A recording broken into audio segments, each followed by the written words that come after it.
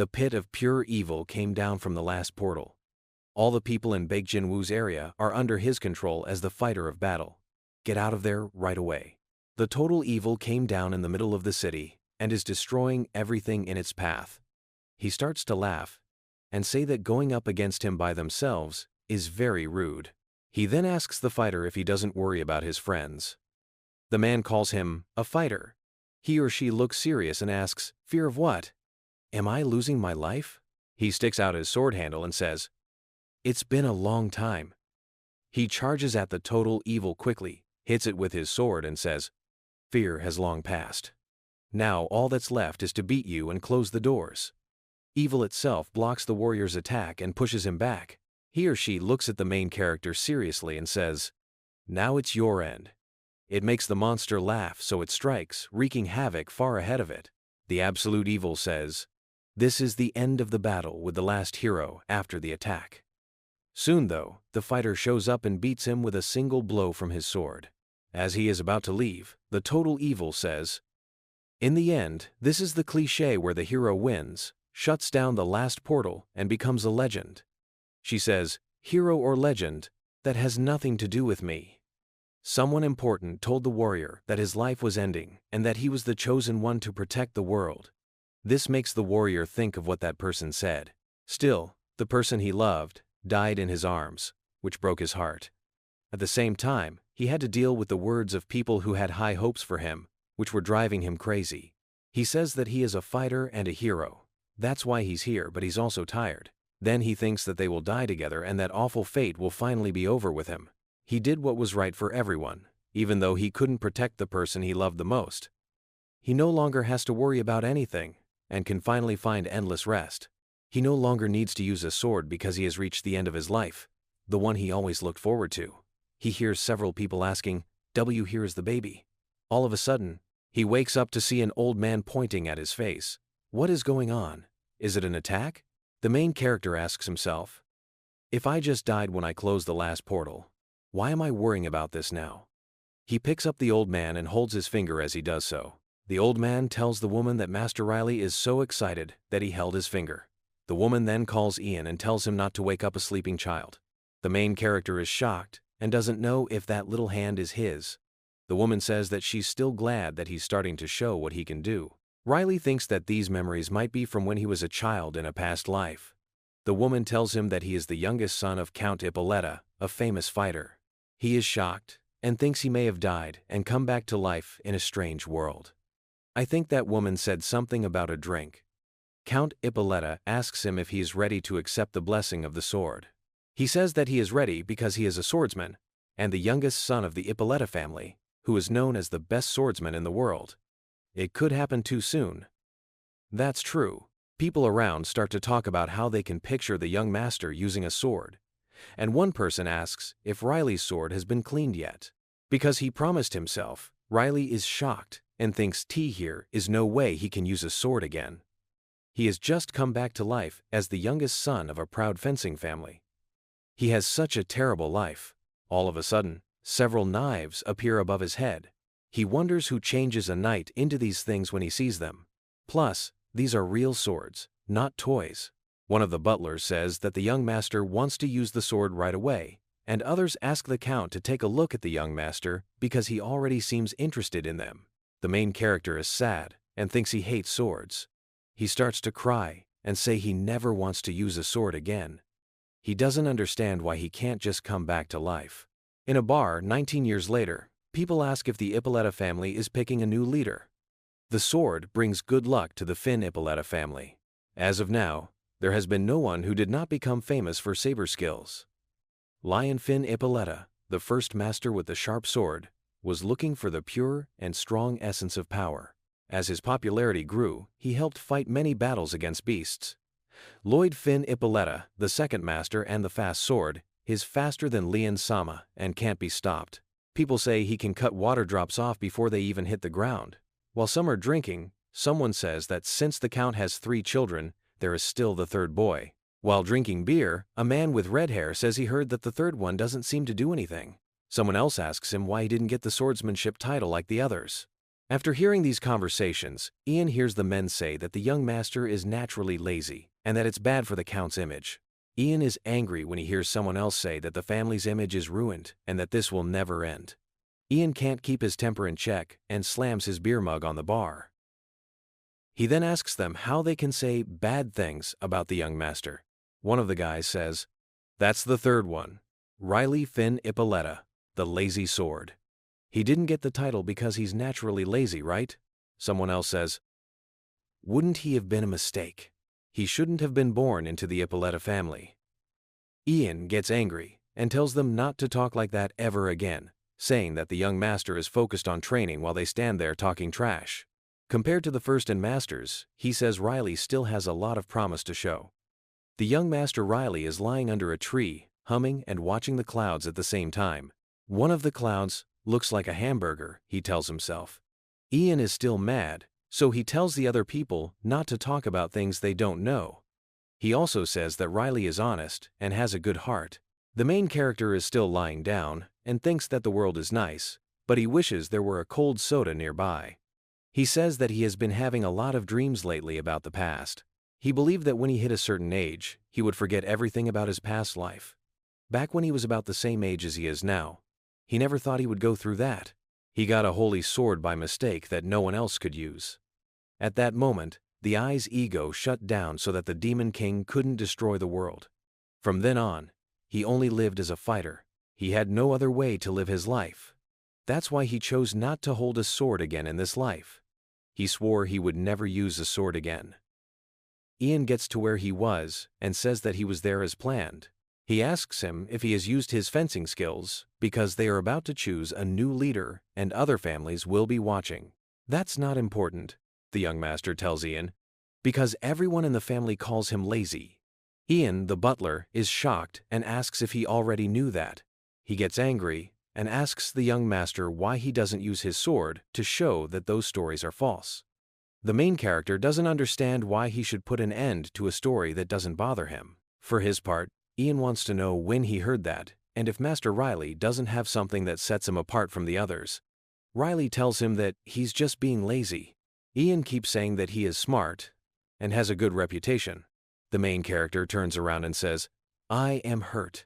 Because of that, I'll never hold a sword or anything like it again." His boss gets mad and calls him a jerk. "Ian should not care so much about what other people think," says the young master, adding that this is the one thing he regrets most in his life.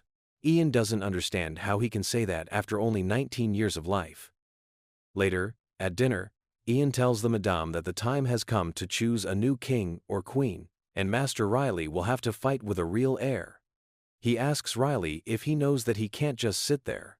The madame replies that Riley should also be considered for the job because he is related to the family and is the son of the famous fighter, Ippolita. When the main character is upset, he or she thinks that his mother feels the same way. Riley's mother, on the other hand, says she only wants him to be happy and not let the Ippolita family bring him down. The servant Ian asks the madame if she's not mad. She doesn't understand why she should be. Ian tells her that the first and second masters, as well as Madame Orley, were well-known people and asks if what they say about Master Riley doesn't bother her. The main character cuts Ian off and says that he has already told him not to care what other people think. Ian doesn't give up, telling the madame that Riley is very smart. He became faster at talking than everyone else in the family. He said he could finally talk when he was 1. His family has the best skills because, when he was 2, a doctor said that in 60 years, he had never seen anyone with so many good qualities. Also, Riley was the only one that age who could read hard books. The madam says that he should pick up a pen if he's that smart. She still says over and over that he is from the Ippolita family. Ian tells the madame to help him and not cheer Riley on. The main character thinks that's enough for him. Ian, who is always there for him, and his mother, who is the center of the family, will take care of him. He will never need to hold a sword again. He looks up and sees that his mother has stopped. She is bleeding from her mouth. When he calls her name, he sees her fall to the ground. The young master can't believe what's going on, and Ian is desperate. He asks the madame what's going on and if she can hear him. When the main character sees what's going on, they wonder why this is happening since everything was going well before. Everyone was happy, and he didn't have to pick up a sword or do anything. He wants to know why his mom is on the floor. He looks closely when he suddenly sees something coming from the door. Ian tells the young master that they need to call someone soon because the madame won't stop coughing. Before that, they should treat the problem. Someone tells the main character that the things that are bugging him will go away. He is sure that Orly Finn Ippolita, his father's first wife, poisoned his mother and put the peace he so badly wanted at risk. It was a small, weak sound. "How dare she do this?" the young master screams in anger. Ian calls him and tells him that he was able to steady the madame by putting pressure on her wrist. To get help right away, Riley tells the maid to leave his mother with him and call 911. Ian wants to know what else he can do to help her. Riley asks if he knows him, and he says that he did read Dictionary of Medicinal Seeds when he was 5 years old. He will treat her right away and take her to the room. Ian, the butler, says it's okay and will call a doctor right away. The young master asks for his wooden sword and says he has one more favor to ask. He tells the maid to bring it with him and gives her an angry look. After a while, the main character wrings out a wet cloth and puts it on his mother's face.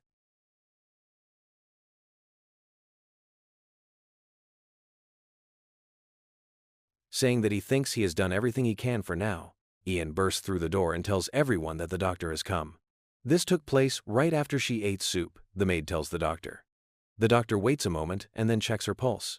He or she says that, luckily, the poison doesn't seem to have been very dangerous based on the pulse. It looks like the kind that makes the madam's illness worse. The doctor tells them that it doesn't look like a threat to her life, which makes them both wonder what it means. Because his mother was very sick, the main character thinks that her life is not in danger, and says that she was very lucky. For Ian, the young master asks if he feels the same way. Answering yes, Ian says he thinks it's very likely that someone did this on purpose to kill the lady. The maid made the food, and the madam is being held in prison as a witness because they think she will soon be questioned. Riley says that they need to look into this more to find out who is really behind it, but he doesn't think they can figure it out right now. Ian apologizes to the young master and says that nothing bad would have happened if he had seen that sooner. Young Riley asks Ian if he knows anything about the other world he saw in his dream. He also says, "Don't touch the nose of a sleeping lion." He tells Ian that he will use the wooden sword he brought to find someone. As he walks away, he asks the butler to watch his mother for a while. Riley thinks that all he wanted in life was to be with someone important to him as long and as happily as possible, but they tried to take his only dream. He walks along and says, "I found the person I was looking for." He then thinks, "That's it. I'll raise my sword again." He says out loud that he was looking for her and didn't think she would be there. He also believes that it won't be as a fighter or for the greater good, but just for his own desire. He talks to Madame Orly. It's been a while since she last saw him, so she turns around and asks how the young master of the lazy sword is. He says that his only problem is that he's doing so well. He also says that he'd like to thank his mother for being so healthy. She tells him he's a boy and says that since she still owns the house, this is the least she can do. She cares more about Iris, though, because her only son is known as the lazy sword. Seeing a wooden sword in his hand, though, makes her think that this lazy sword is already an adult. However, the young master says that there has been a small change in his heart. He thinks she smells like the soup his mom used to make. Orly smiles and tells him that he has a good nose. She also says that she will be back soon after checking on today's dinner. She laughs and tells Madame that it doesn't seem like something she would. That's funny that he said that, but she tells him that he's the one acting strange. Someone once said that quick changes can cost people their lives, so he should stay quiet like he always has and not do anything stupid. Orly asks how it was watching Riley at dusk. The worker says that after meeting her, he saw him go to the training field. Orly says that choosing to follow him was a good choice. That person agrees, but says it looked like he didn't even know how to hold a sword right.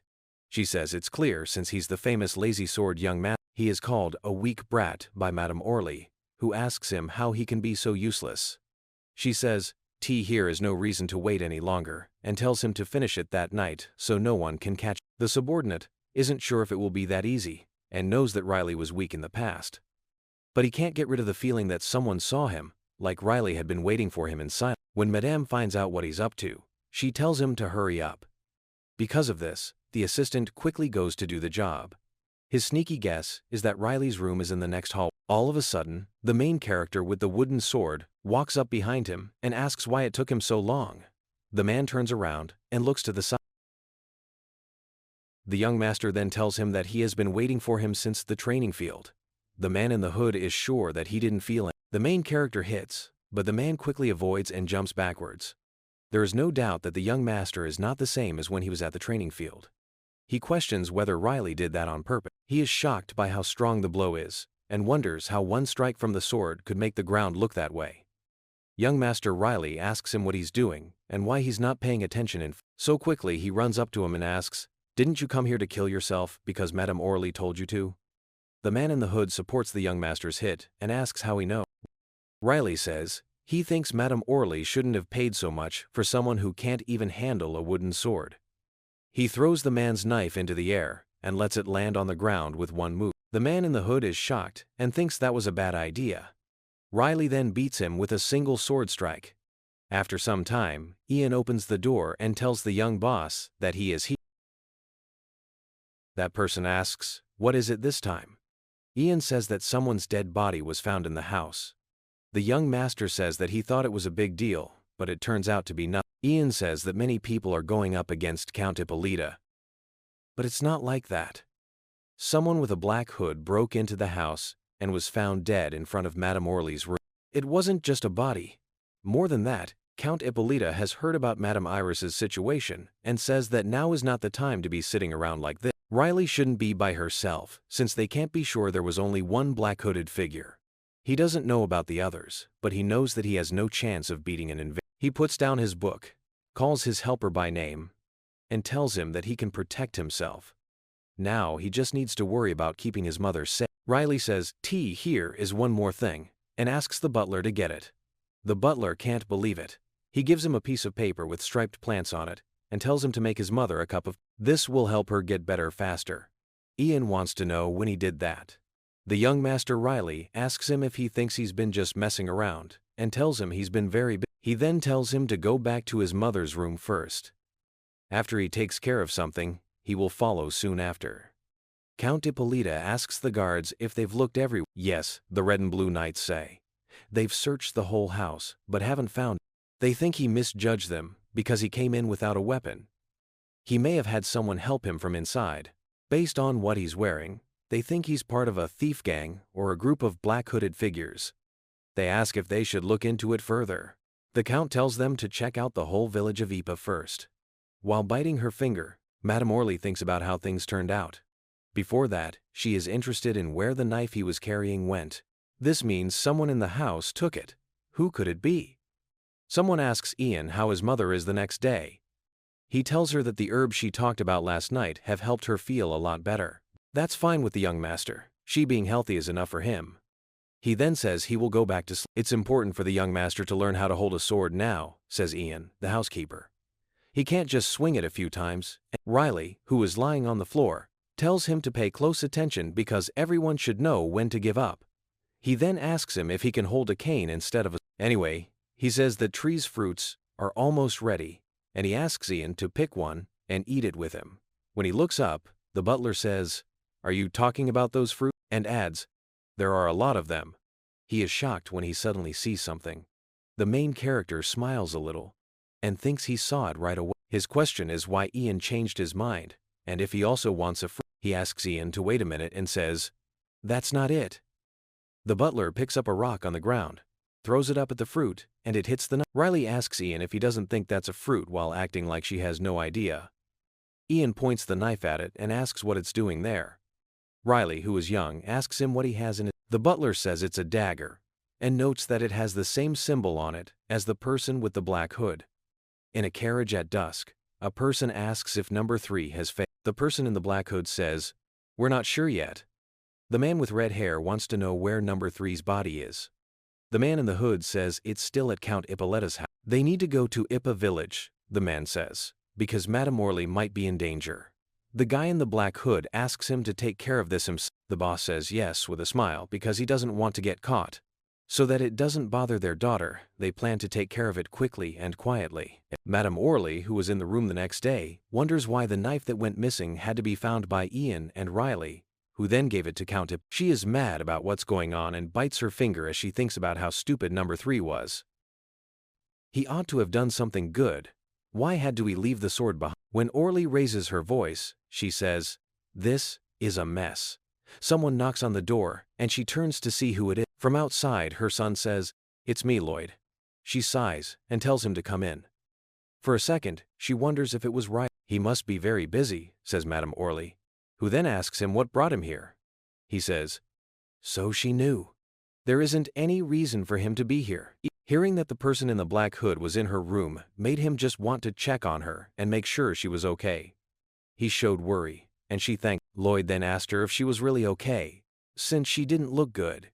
He says it must be because the man in the black hood died in front of her room. Still, he tells her to rest and promises to keep her room safe. She tells him that seeing him there makes her feel a little. Lloyd asks his mother if she heard that his grandfather's business has moved to Ipa village. Orley asks with a smile if it's Tess's business. Lloyd agrees, saying that the servants who went to the country told him that a lot of people came. She says she hadn't heard anything about them getting there and asks if they know about number 3. Lloyd told Orley, and she thanks him and says she's feeling a little better. She then tells Lloyd to do what he needs to do. She thinks they're going too slowly and dreams that her dad is with. Since he came himself, it means he wants to solve the problem for good. She thinks that the damn second wife and that lazy brat are going to hell with a means. This time, it will be hard for them to stay alive. While this is going on, the main character lies under a tree and concentrates on what he hears as people say that the plan will stay the same. The second number will come first, then the third and fifth numbers. They need to get ready. Riley sighs and says it seems like things are going to get more difficult. He thought his dad would take care of it by showing him the knife, but it looks like the people in black hoods are going to attack first. He says that he doesn't want to do this again because he is annoyed by what is happening. The figures with hoods in the trees say that the goal is to take the body of number 3, which is at the house. They need to be careful not to get caught by the people who live in the house. All of them used to be martial artists. All of a sudden, the main character uses sound communication to tell them to wait before they. The people in black hoods are shocked when the young master says he's sorry for getting in the way, but he has something to say. He tells them not to make things so bad that he has to step in, but he doesn't mind the mess they'll make in the house. He tells them not to bother each other with a serious. He tells them not to go into the house if they can help it. He didn't want to say anything else. They need to make a smart choice now. The second hooded person asks, if only they heard that. The boss says no, and everyone in the guild hears. The boss asks where the man in the black hood came from because he hasn't heard anything about him in the Ippolita family. Number 2 asks if they should tell everyone to go back. He says no, because they need to get the dagger back and end this without making any mistake. He then tells number 2 and 10 to take number 3's body, while the rest should get the attention of everyone in the house. He tells them that if something goes wrong, they should die or avoid being caught, but they should never leave any proof. Number 10 says that she is still Count Stein's wife, even though she is only his second wife, and asks if there will be any guards.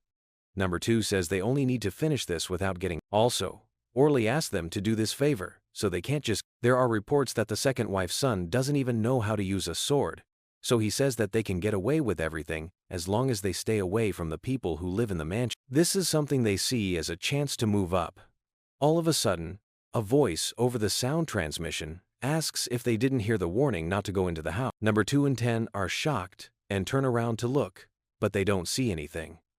The young master tells them they're not looking where they should. He points a sword and a rope at them and says, I warned you, but in the end, it was your choice. Riley tells them that kids who do bad things, even when a nice adult tells them not to, should be. Does anyone disagree? This is great, because they don't have to waste time looking for him, says number 10.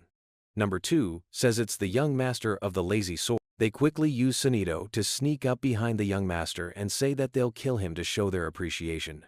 Riley finds out right away that one is following him and the other is still hiding. With the rope in his hand, he tackles number 10 right away, letting him have no time to respond. When number 10 sees the sword stuck in his chest, he asks how he didn't see it move. That's why, says Riley, the young master, he told them not to bother each other. Since the sword is tied to a rope, he pulls it again and says that's why people even call him the lazy sword. Number 2 is shocked and thinks that a man can't be cut in half with just one strike. He thinks that everyone told him Riley would be the easiest person to attack, but he's not sure if they were. When the main character picks up the sword, he calls Number 2 a fool and says that he can hear him from afar, so he should break away. He says he's sorry, but Number 2 won't be getting out of there alive today. Number 2 charges at the young master, angry at what he said and saying that he was too. Riley kills him quickly with his sword, claiming that he makes too much noise. Number 2's arm hits the ground, and he screams in pain and cries out for. He looks at the cut on his back and says, I have to run away now because I can't lose my life like this. Riley, on the other, attacks from afar with the rope that is tied to his sword and stabs him in the. He approaches the person in the black hood with the rope and tells them that he told them not to bother each other or make him do anything, but that's what they did in the end. Following this, he kills Number 2 and says that he thought it would be fun, but ended up being boring. He then asks where the others are. The people with black hoods are surrounding butler Ian and maid Sarah in another part of the house. Sarah tells Ian that there are a lot of people with black hoods, and Ian asks her when they got. As he strikes them with his aura-filled sword, the butler calls them liars and wonders how they dare come. He beats them easily and says, in the end, they were just small fry, as he puts his sword away. Ian's butler tells Sarah that these are the 15th black-hooded people they've seen. Sarah tells Ian that they should just stop living. That's okay, Sarah says.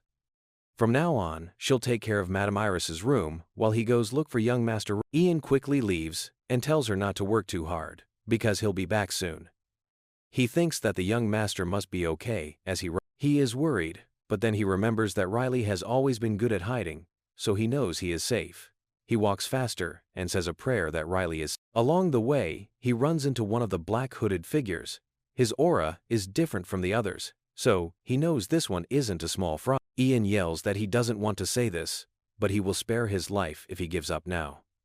The leader of the black-hooded figures stays still, draws his dagger, and stands ready to fight. The butler says he doesn't want to talk in that case. Ian says, I don't have time for games, and he holds his sword out to show it. He then quickly draws his sword and strikes. The leader of the black-hooded figures defends Ian's attack, then jumps back and tries to hit back with his dagger. The butler, on the other hand, simply stops the attack. Ian can't believe it and tells him that challenging the Ippolita family with so little skill is very. The executive, on the other hand, easily avoids, looks for a gap, and tries to hit Ian in the gut with his dagger. The executive's shoulder is suddenly hit by a knife. He doesn't feel any presence or aura from the dagger, so he wonders if it belongs to his group. When the butler follows his gut, he sees a chance and hits with his sword, killing the person in the black hood. He thinks of the young master as he looks at the dead body on the ground and runs to find him, calling his name again. The main character, who was hidden and quietly used the knife to help Ian, says this is strange and asks why he missed since he was going for the. A lot of time has passed, and his body is different from the one he had before. He thinks it must be normal. It should be almost ready now. It's time to go back to being a young master who doesn't know anything. By the time Ian gets to the bush and calls for young Master Riley, Riley is already asleep on a tree. Ian says that he was really here in the end, which is great.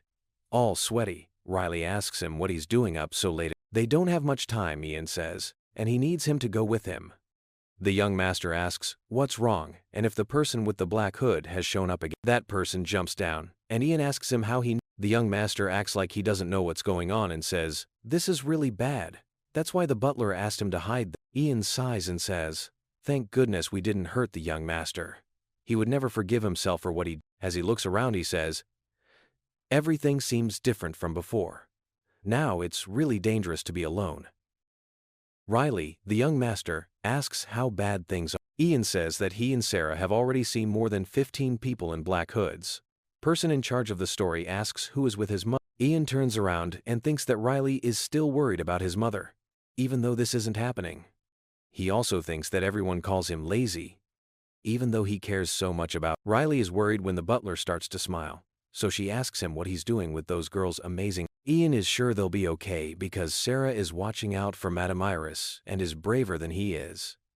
After letting out a sigh of relief, Riley thinks it would be a good idea to go with them first. The butler inside the house says that it's getting scarier, which makes him think that the Count must have taken the sword.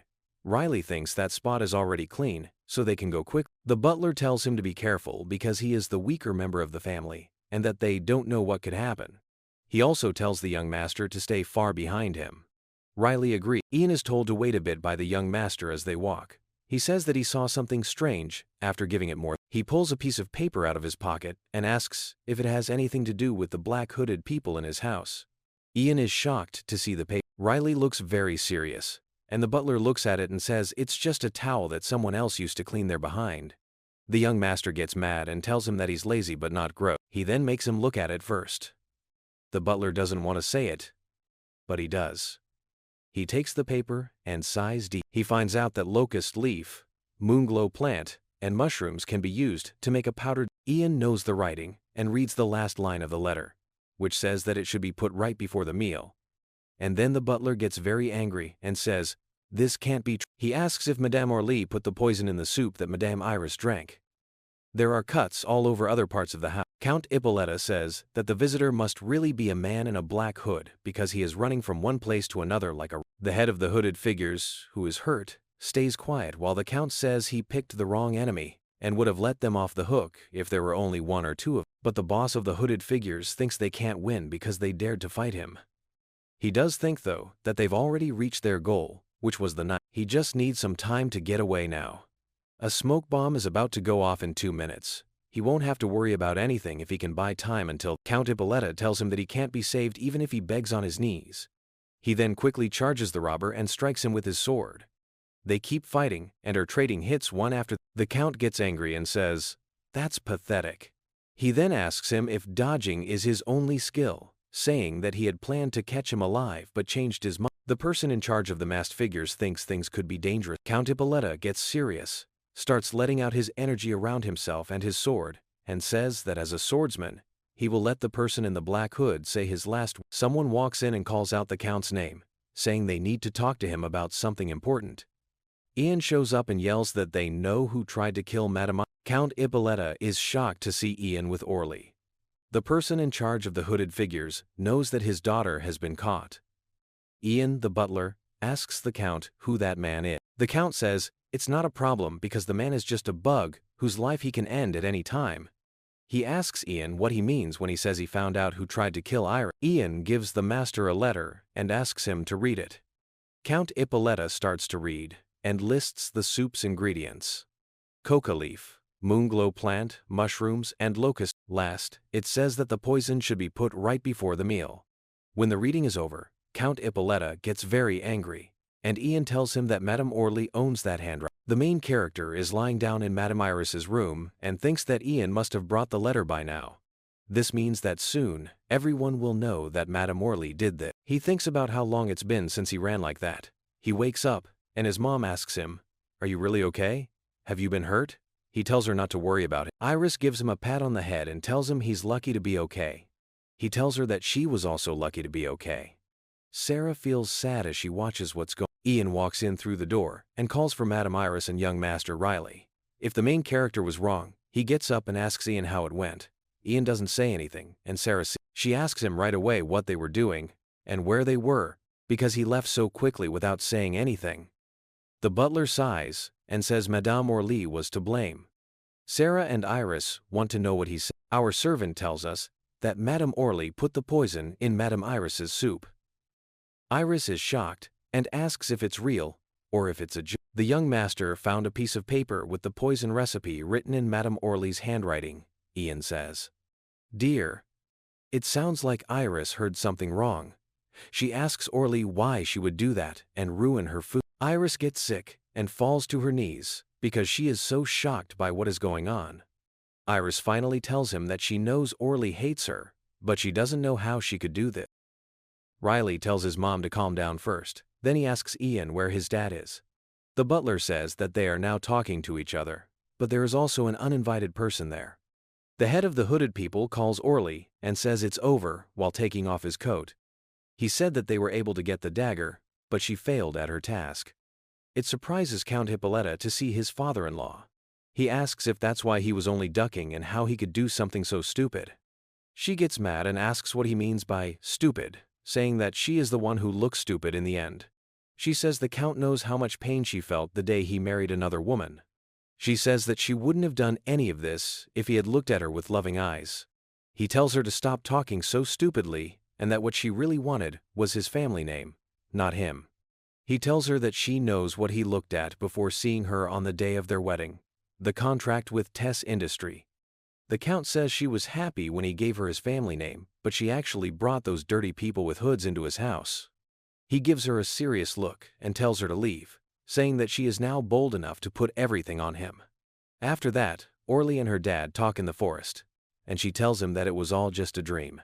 She tells him, "I am sure it was just a nightmare," and she says that she will be in her bed if she closes her eyes and opens them again. She thinks that this would have happened eventually, even if it wasn't today, because Orly had a disappointment. Her father is the boss of the black hooded figures. That's okay, in a way. He tells Orly that Lion and Lloyd are still healthy and that they won't quickly fall apart as long as Tess Industry stands. He says they can still make it work if they restart everything. Orly gets angry and looks up at him, calling him a jerk. When her dad asks what it is, he quickly sees young Master Riley there. The main character plays with the knife while sitting on top of a tree and wonders if the fun is over. Riley's dad is confused and asks Orly's dad why she is there. Riley tells her that he was going to see some interesting things and carry out his mother's plan of payback. Orly tells him he's a haughty jerk and the laziest, least useful person in the Ippolita family, then asks him how he can say such a thing. The young master asks her if she's going to hit him, and then sighs, and asks her if she thinks her father will just watch her beat him when he gets back. Orly's father tells her to stop, and tells the main character that he's being cocky, because he doesn't know why he's being so brave, but that it was a stupid mistake. He calls out to the people in black hoods, and asks who said Riley could go back to the house. He also says that he thinks Riley should be held hostage, so that the matter can be forgotten. The young master calls him sir, and tells him he can forget about it for today since he hasn't hurt him yet. Madame Orly, on the other hand, made threats against his mother and sent several people with black hoods. He tells her that she should be punished for messing with his mother twice because she tried to. Orly's dad quickly tries to shut him up by throwing a knife, but Riley stops it in time and tells him not to be so eager to get back at him for what happened to. Both Orly and her dad are shocked to see the young master avoid the knife. She tells the black hooded figures to kill Riley right away and not leave any traces because she is scared. The people in black hoods are charging at young Master Riley, and Orly is yelling at them to tear him apart. Riley gives a small smile, easily blocks the attack, and thinks that it makes him remember being scared of people in black hoods in a past life. He saved the people in black hoods back then because he thought they were human, but he lost his loved one while holding them. He thinks about how there is really no other saint like that person says he's okay, and that from now on it's self-defense, so they don't need to say anything strange. The people in black hoods then charged at young Master Riley. With a swing of his sword, he killed them all, saying he was sorry but wouldn't live like he did in his past life. What Orly's dad saw shocked him. He says this isn't possible, and wonders if Riley really only swung his sword once. For some reason, he thinks it's funny that it's a wooden sword on top of everything else. It's just the main character and the boss of the hooded figures left. The main character tells the leader that since he used to be a warrior, he will kill the leader in a kind way. But Darius, who is scared, gets down on his knees and begs Riley not to kill him. He says he doesn't care about his own life, but he wants Riley to spare the life of his beloved daughter. He agrees that she did something very wrong, but he says that she is a kind kid by nature, even though she made bad choices. He begs for the life of his daughter. Answering with a smile, young Master Riley says he's not in the mood. He then quickly ends their lives and sends them to the other life. The main character thinks about how different his body is now that he's rested for 19 years. He has no other choice. As he looks at his shaking hand, he thinks, this must be what it feels like to be so emotional. He then wonders if he should go back, since Ian and the others must have gone crazy since he disappeared. When it gets light outside, Sarah calls the butler and asks him if he found young Master. Ian says no. But the maid asks if the people in black hoods took the young master hostage because he is the weakest person in the Ippolita. The butler tells her to stop being so scary and says Riley is definitely hiding somewhere. The young master was in Madame's room and then disappeared all of a sudden, according to Sarah. She also says that Riley wouldn't be playing hide and seek at this time, even though it is Riley. She is adamant that this must be the work of the people in black hoods because there is no other way to explain. Ian asks if they're just going to hang out there. Sarah says she'll look around the house some more because she thinks she might find Riley the young master if she does. From the balcony of the mansion, Count Ippolita hears the exchange and asks what she said. Sarah is shocked and doesn't say anything when the master asks if Riley is still there. The butler is shocked and believes the young master is already being treated like the least important person in the house. The count is already angry, and he thinks that if he says that the black-hooded figures took the young master, the master will call him weak and tell him not to look for him because the Ippolita household doesn't need someone like him. The main character shows up and asks if Sarah and Ian called. Sarah and Ian are speechless because they don't know what to say. The butler and Sarah run up to the young boss and ask him where he's been. There is a question about why only Ian is hugging him, and Sarah asks him if he knows how scared she and Ian were. Riley tells Count Ippolita that he's here when he calls him down. When his father asks him to go with him to his office, he says he gets it. In the office, the count says he thought it was him who found the recipe. Lloyd says that the lady of the house was kicked out and that he just wanted to play hide and seek. Riley agrees. Riley asks what happened and acts like she doesn't know anything. Lloyd walks up to him and yells at him not to act like he doesn't know, saying that Riley must have made that recipe. When the young master asks what he means by made, Lloyd pushes him and says that their mother was kicked out because of someone like him. His question is what kind of trick Riley used, but the main character, who is looking serious, thinks that Lloyd is just going crazy with anger. He makes fists and thinks about how much he doesn't like being bothered in this way. Lloyd says Riley is a jerk even though their dad tells him to stop. The count tells Lloyd not to make him repeat the order, and says that it is true that Orly poisoned Iris's soup and let the people in black hoods into the mansion. He also says that he didn't call Riley to question him, but to find out how he got the recipe, since that kind of thing couldn't just appear out of thin air. The main character says that he found the people in black hoods who were after his mother, and that they may have seen him swinging his wooden sword at the training field a few days ago. The count says that he heard Riley didn't even know how to hold a sword. The young master replies that the dark figure charged at him that day, and he barely made it to face him with the wooden sword he was holding. He says he just barely got away, and when he got back, the man in the hood was dead and had a note in his pockets. The count says that, which means he found the note. Lloyd says that their mother would never do something like that, and the master tells him that he knows how he feels, but that she let a person in a hood into the house, which is why he kicked her. Also, it's getting late, so he tells them to stop there.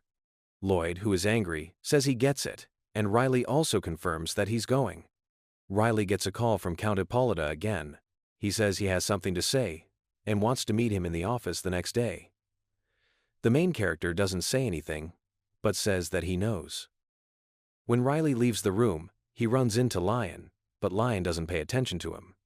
The young master calls Lion a jerk because he doesn't want to talk, just like he doesn't want to talk. When Lion asks Lloyd what he thinks, Lloyd replies that he doesn't think Riley is telling the truth. Lion says that it's too bad about their mother, but here is nothing they can do about it, and they shouldn't let their feelings get in the way of making good decisions about it. To be honest, he says he's thankful for Riley. Lloyd asks him how he can say that, and Lion asks him if he's wrong, and if it's okay for their mom to kill other people. Lloyd says that she's still their mother, though.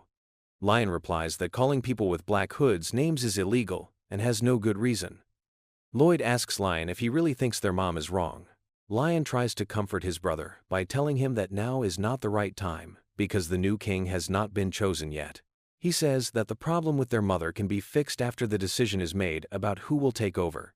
After Lion wins the race to be king, he says that everything will be fine again once he has the Ippolita name. He agrees that Riley is lazy, but makes it clear that their dad still has faith in him. This is why he tells them to think about their mom another time. Lion tells Lloyd to trust him with a mean smile after Lloyd says he gets it. Ian asks Riley in the morning if she didn't say that the count wanted to see him in person. He then starts getting the young master ready and says sorry for the confusion.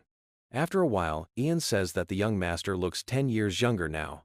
The main character asks if that means he's 10 years old now. The butler replies that this might be a great chance. Since Madame Orly had been kicked out, that could be his chance to become heir, which would be great. Ian tells Riley not to get bored with this because the count might be using it to test his judgment. It's the same thing he said before. Riley is smarter and more talented than everyone else. The main character knocks on his father's office door to let him know he's there. He is told to come in by the Count. Ian calls him and tells him to keep his head up as he walks in. Riley is shocked when his father tells him that he's leaving the mansion. With a letter in his hand, the Count says that he got it. The Count throws the letter at the young master when the young master asks him to move. It says, "Guide to Kings and Swordsmen" for the competition on the letter. The 17th fencing competition will start in 1 month. Kings and swordsmen can compete in this well-known event, and one of the well-known swordsmen from the Finn Ippolita family will also be there. We really hope you enter the game and tell us about your great time. It was signed by the King of Solia. The young master reads the message and says that the 17th fencing competition will start in a month. He believes he knows that only he can take part, but the Count could have told him he could take part without making him leave the house. Riley cracks up and calls his dad to see if he knows what he's going to say. The Count says, "Yes, it will be a great experience." The young master says he doesn't need the experience, but his father says that all of his brothers have been there and come back. The Count says that the letter was sent to him and is a call of love. Riley asks if his brothers can't go again. He says he's not going and thinks he only wants to close his eyes and cry. He tells his dad that he doesn't want to go to the game or take part in it because he doesn't think he's good enough. He tells him not to push his luck and asks how long he plans to do whatever he wants. Riley says he tried swinging the wooden sword, but his mother was very scared. He says he should have seen the look on her face that day. That's why he needs to give up. He tells his dad not to make him use a sword. He can do it, his dad tells him when he calls his name. Riley suddenly feels something and starts shaking all over. She remembers hearing voices from the past telling her things like, "Without him, it's impossible," or, "He can do it because he's a warrior." He starts to see the word fighter again.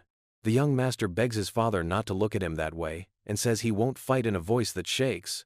"This race is different," the Count says as he stands up. He says that he doesn't have a choice because he's not a kid like he used to be. He needs to take part, if only for the family's pride and respect. The main character is shocked and asks him why he would do that for the family. He hears Ian's voice outside and knows right away that Ian is there. The butler says he wasn't paying attention. The young master suddenly runs outside.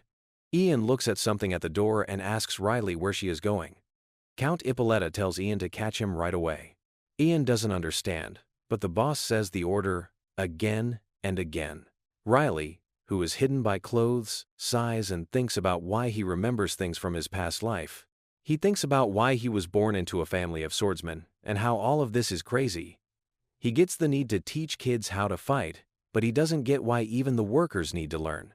Riley tells himself that he's changed and wonders how a few words can bother him so much. At the same time, Sarah says that it's almost impossible to find someone that a lot of other people can't find. Iris shows up and asks Sarah what she's doing. Sarah tells Iris that she's looking for young Master Riley. He is about to start a competition, so she tells him that the Count wanted to talk to him. Iris is worried and asks Riley if he is hiding.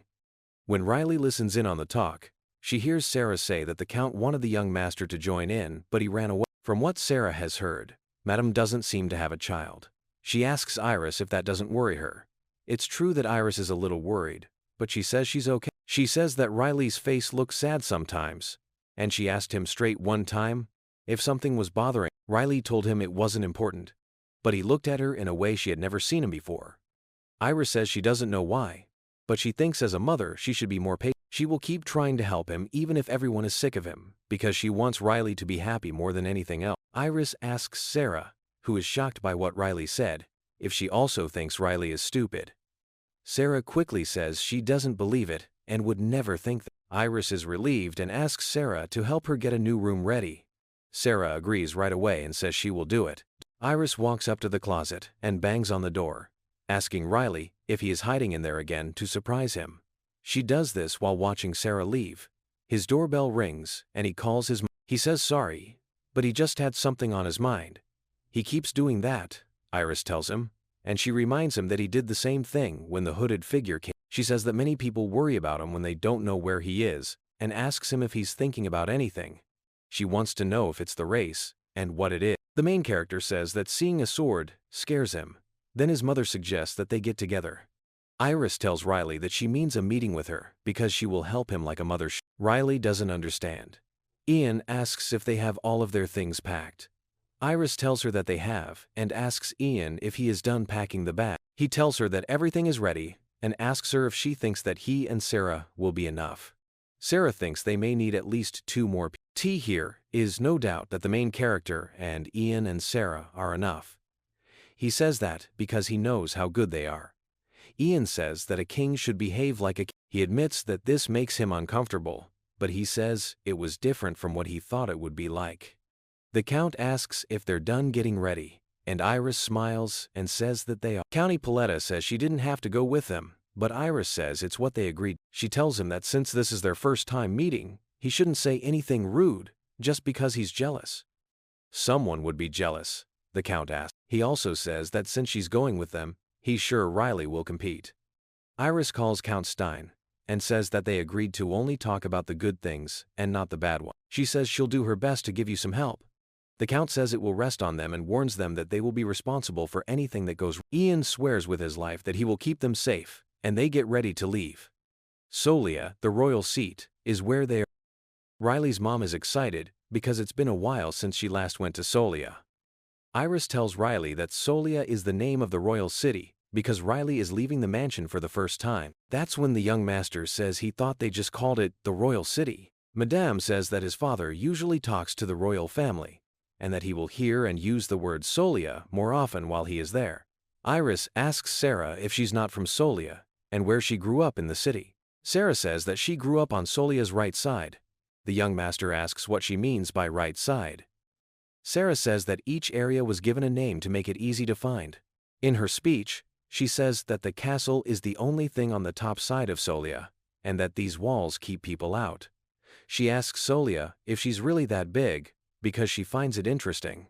Sarah says it's because it's the capital of the kingdom. In any case, she says that there is something in Solia that is like what he said before, and asks what it was called again. And she thinks it's cocaine. She says, the drink burns your mouth and getting better with ice makes it even better. That's the thing he said tastes great and cools down quickly. Someone in the story asks Syra to be more detailed. Syra says that he said it was sweet like wine but wouldn't get you drunk. She says he said nice things about the drink and called it divine. She also says that it's famous for being darker than black. The young master is thrilled and says, that's a coca. Iris and Syra are scared and call Riley's name. He wants to know if what she said is real. Does he mean wine that doesn't have booze in it? Syra asks. The madame is shocked and asks what she means by wine, and if Syra was trying to get him to drink. When Ian laughs, he says that the young master said, this drink doesn't have any alcohol in it because even 5-year-olds like it. If it's really what she said, Riley thinks it's amazing because it tastes just like he imagines and thinks cocaine tastes. All of a sudden, the carriage starts to shake. Syra wants to know what went on. She gets more serious and says it's an attack. After that, she goes outside and asks where the jerks are. Ian tells them that they are coming from a certain way. Syra looks at them and says, those are goblins. Riley says that Syra should be able to kill them in the blink of an eye if they are goblins. Syra tells them they have to fight or be killed, and Ian needs to protect the sides and back because the goblins might try to attack from behind. Ian makes fun of her by telling her she needs to impress the young master. Iris is confused by Riley's actions and calls him the main character. She watches her and thinks she moves too slowly. They have good stances and strong punches, but she's still moving too slowly, he thinks. He thinks about how much he wants a cocaine right now and whether he should have brought more backup. After killing a few goblins, Syra lets out a tired sigh. Ian tells her to be careful and says that the young master also wants her to succeed. When the main character gets angry, he tells everyone to move out of his way because he's sick of it all. Syra is shocked and asks the young master why he left the carriage. She tells him it's very dangerous and to go back. The main character runs at the monsters and asks Syra why she can't use her legs to fight. Riley, who is young and holds 2 swords, says that he can finally drink a Coca-Cola, but it might be too late to buy one now. His observations show that the way she moves wastes her strength and speed. He then attacks her with both swords and tells her with a serious look that she needs to stay away from the enemies and then run to the space between them to cut them off guard. He tells them that they won't have time to drink coca if they don't finish now. That kills a bunch of goblins at once. All of the monsters charge at the young master because they are scared, but he stops and tells Syra to keep a close eye on him. After telling them he'll take care of them quickly, he starts killing the rest of the goblins. The scene shocks Syra and Ian. The butler can't believe what he just saw and thinks about it. The young master says, "It's time to get back on the road now that all the goblins have been killed." Ian asks the madam in the train if she has known about this the whole time. He tells Iris that it's about the young master's skills when she asks what. The madam says it's possible, but she doesn't know much about sword fights. It almost made her heart jump out of her chest when she saw Riley running toward the goblins. She's glad he didn't get hurt. The madam tells Ian not to tell anyone in the house, not even Riley's father, about it, even though Ian says it was amazing. The butler doesn't understand and asks why. Iris tells him she hopes he can help her out with this. Ian says, "I get it," and he agrees to keep the secret.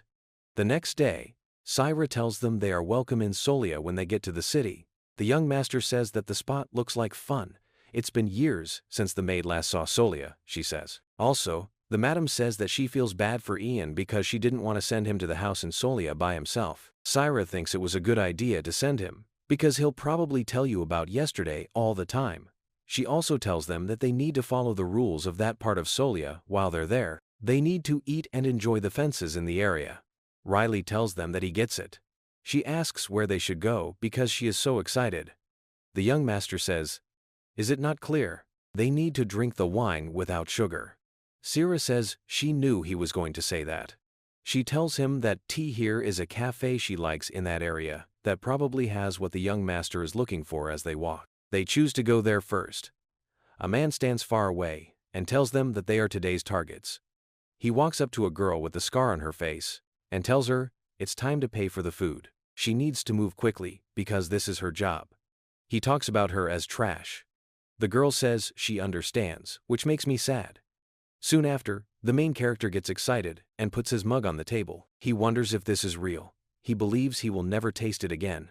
The great taste. He could taste the bubbles in his mouth. How smooth it is. That's it. He says it's holy. Syra and Iris are shocked by what they see and can't believe what they're seeing. The happy young master asks his mother for another cup. She says, yes. Syra is shocked and says that Riley looks like an old man. Later, two men grab the girl with the scar. She asks them why they're holding her since she didn't do anything wrong. People wonder how she can lie.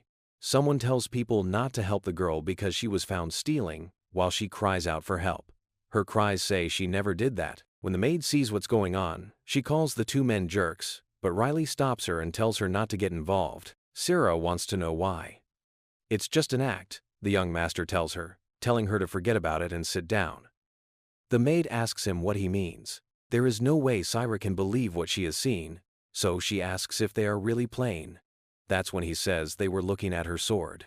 The scene keeps going with the two guys holding the girl. Riley, the young master, says that the girl should have looked around if she really wanted help, but she had her eyes on her sword the whole time. After that, he asks her what she thinks that means. He says they're not going to get involved in anything silly while drinking his cocaine. That night, the main character finds Ian in their room and tells him he's arrived and wants to know what happened. The angry butler says, to be honest, he wanted to do it by himself. He only meant to bring the tickets in his mind. After that, he drinks all of his drink at once and hits the table with the glass. He is angry and asks Riley what happened at the Solia Castle. Ian went to the person selling tickets and asked for 4 to the fencing match. She told him she was sorry and asked where he was from. He said that he was from the Ippolita family. He caught the ticket seller off guard and asked if he was really from the Ippolita family. Ian said yes and showed the letter and seal from the count as proof. The person selling the tickets said it was okay and asked if the 4 tickets were for participation. The butler told them in a sad voice that the tickets were only for watching and not for taking part. Riley asked if it had anything to do with that, but she already knew the passes were for watching. After Ian said that the issue was not with him, the young master told him to end his thought. A friend called him a military hero and asked how long it had been since they last met, as he was getting the tickets from the ticket seller. Ian was shocked and told him he couldn't even remember the last time they saw each other, calling him Schneider. Schmidt asked Ian how he was doing and if he had also come to the fencing match. Schneider said that he didn't have a family yet. Ian said that all he was a butler for the Ippolita family. Schneider asked him who he worked for. Lloyd the fast sword or Lion the sharp sword. Ian didn't say anything. Schneider came to the conclusion that Ian must work for Count Stein, which made more sense given his age. People who sell tickets for the public were asked by the waiter when they would be ready, and if it would take much longer. Schneider was shocked and asked what he meant by public tickets. That's when he remembered that the family had a third kid. It was Riley, and he asked if your name was Lazy Sword. Ian told young Master Riley, through tears, that he didn't know how embarrassed he was in front of his old friend. He said it was really annoying because he could have told Madame Iris what happened the night before if she hadn't told him to keep it a secret. Sarah asked the young master if he slept well at breakfast the next day. He said that he didn't, and that going there might have been a bad idea. She told him that the next day would be the start of the fencing competition he had been looking forward to. She was excited because it would be her first time seeing one. Riley said he just needed to get home. Madame Iris said she didn't know Ian was so sensitive and emotional, and she said he reminded her of a little girl. Riley said that Ian was saying the same things over and over again like an old drunk every 30 minutes. Ian felt bad when he said good morning to Miss Iris. Sarah was asked by the young master where they were going that day. She told him that they would go to Solia's right side. Riley asked Sarah why they were going to the right side, and she said that they wouldn't be able to see that place again until that day because of the competition that started the next day and would last for 3 days. The main character asked them why they didn't just go to the bottom of Solia. She told him that going there wasn't a good idea. Ian said that spot wasn't clean or safe. Sarah agreed and said that the lower part of Solia wasn't her favorite place to live there. Riley said that was fine with him because he wouldn't want to go to that place either. Sarah said that choice was smart. She was very excited and said it was time to start the tour with joy. Iris also said she was looking forward to it. Serving the goddess Iranisa is how the Temple of Solia shows how powerful it is. It's a place where the sick and hurt get healing from gods. And it's also used to see what happy or bad things will happen in the future. Her mother Riley also had a long-term illness and owes money to the temple. Because of this, she came back to thank them again and take a walk. The main character looks around and thinks, a temple?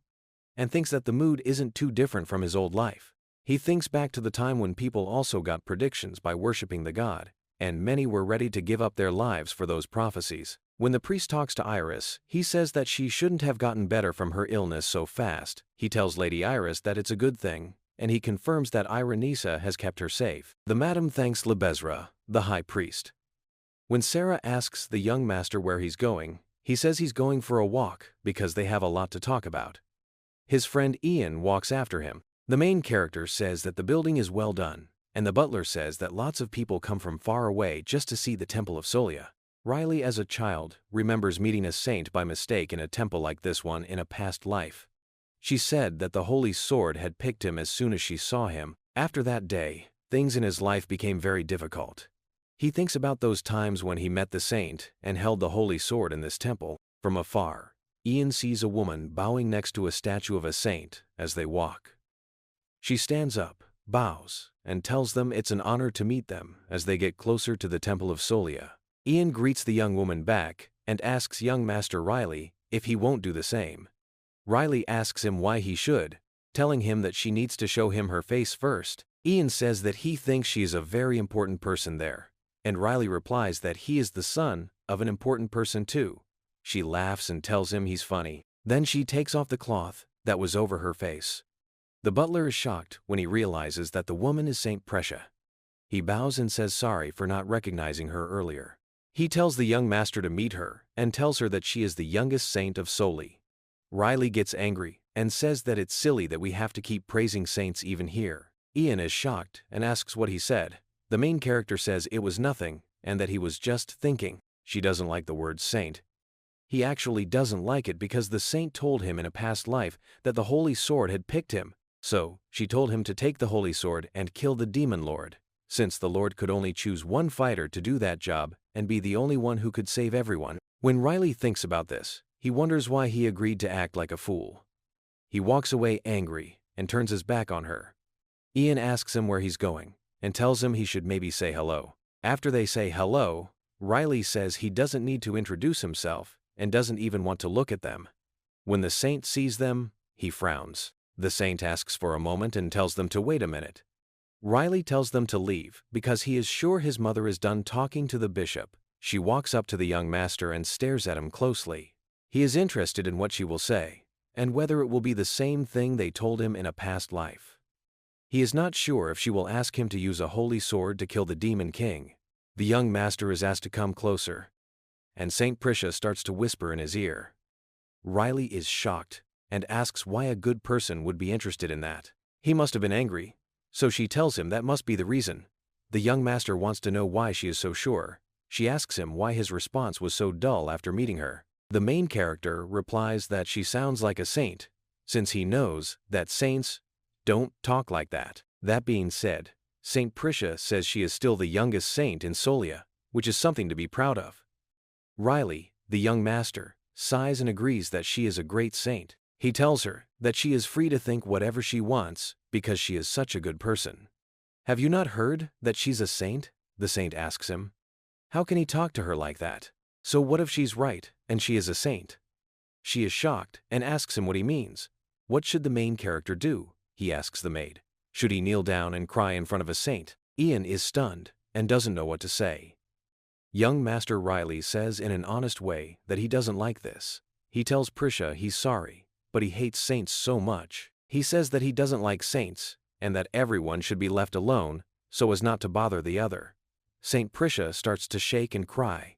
She is rushed by people who tell her to get a towel. The young master asks her if she's crying because she hit him first. The saint gets angry and says she doesn't need that. She also says that talking to a saint in that way is blasphemy. The main character says he doesn't care because he doesn't believe in any faith. He also thinks she's funny because she started all the trouble, but now she's making him the bad guy. Riley gets mad and says that's why he didn't want to come. He then tells Ian to leave because here is no reason to stay there any longer. Since she is a saint, Saint Prisha asks him what that was and why he hates them. Not sure what to say, the priests ask if it's possible to dislike a saint. She gets angry and asks if that's what they mean by comforting her. The monks tell her not to bother them because Riley is just a young master who isn't ready for adulthood. The saint asks the priest if he has ever thought that way. He is shocked and denies it, saying that, of course, he says that she is the luckiest person after Irenesi and that he thinks she might even be the goddess's reincarnation. He tells her she doesn't have to pay attention to what the young master says to feel. Prisha sighs and says she'll be happy if that turns out to be true. She believes she only needs to pray and forget about what happened. Out of the blue, Irenesi gives her a forecast. She quickly turns around, stares at Ian and Riley as they walk away, and says, "That's not possible." She isn't sure if that man is who she thinks he is. In the meantime, Ian asks the young master what the saint told him in a whisper. The saint had asked Riley if he liked guys, which makes Riley sigh deep. He tells Ian that she asked him what kind of person he was. The butler doesn't understand and asks what it means. A main character says that's how he planned to behave, but tells Ian not to worry about it because it's not important. He said that made him mad, but he chose to be a good person and let it go. He wouldn't get any better by being close to a saint. When Iris asks her son if anything happened in there, he says, "Of course not." The madam is excited when Sarah says that they are going to the magic tower. The maid says that the young master said he liked magic. The young master answers that it is cool to be able to move things without using your hand. Ian points out that his goal shouldn't be to learn magic, especially for such a small reason, and says that this shouldn't be happening from a wizard in the Ippolita family. When they get close to the magic tower, Riley, the young master, says that this is it and that it looks a little different from Solia's left side. Sarah tells them that the pure mana energy around the tower makes the air feel different as you get closer. She tells Riley that the ring of light is where it is and asks him if he can see it. People in the story get excited and enjoy magic. He finds this story interesting because he doesn't know much about magic. In a past life, the only thing he could have been was a curse or a gift, like being picked by the sacred sword. He thinks that this world is better than the one where he had to be cursed or blessed. Because of the stress of having already made up his mind about his life, he decides that he doesn't want to live that way anymore. On the other hand, magic lets you choose your own future, and he wonders if magic will help him get over his pain. When they get to the tower, Sarah tells Riley that she should use the mana monitoring device at least once because everyone who wants to be a mage should. She tells the young master to give it a shot. She says that Lion and Lloyd The first and second sons of the Ippolita family use that thing to get better at the aura blade skill, which involves focusing magic in a sword. Lion learned how to do it when he was 12 years old, and Lloyd when he was 14. The main character doesn't say anything, while Sarah says that chances like this don't come up very often. Iris agrees and tells her son to give it a shot. Given his strong energy, Ian believes that now is the right time to show the world what the young master is capable of. A mercenary hero named Ian, who was the best at controlling mana during the Great War, thinks Riley has a lot of promise. He thinks that the young master will finally get rid of his nickname, Lazy Sword, today.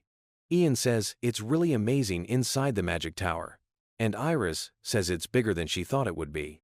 Sarah says that this is probably because of the outside device that makes the inside look bigger than it is, but she doesn't know how it works. Riley, who is young, is amazed and says it's great. Sarah adds that this is the truth about the magic tower no matter what. There are some strange people there. Suddenly, one of the witches in the tower asks if they can go in and what brought them there. Ian tells them that they're just taking a look. The mage, whose name is Kabuto, points out that the magic tower isn't a place for casual trips and asks them to show proof of who they are. Ian says yes, he has proof of who they are, and shows a piece of paper. They can look around the first floor because Kabuto knows they are from the Ippolita family. He does ask them not to go to the second floor or touch anything there without permission. The main character is interested and feels a big blue crystal, but Kabuto quickly pulls his hand away and tells him that he can't just touch it. He says he's sorry and that he just thought the color was pretty.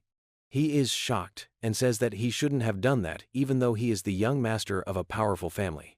Kabuto says he doesn't know what the stone is for when Riley asks him. He warns them that things they can't touch have signs on them that say not to touch them. Anyone who sees a sign should only look at it. With a little shame, Riley agrees.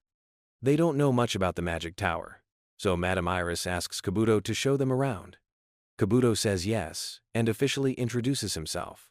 He says that mages, sorcerers, and alchemists have so many skills that it would take all night to name them all, and still not be enough.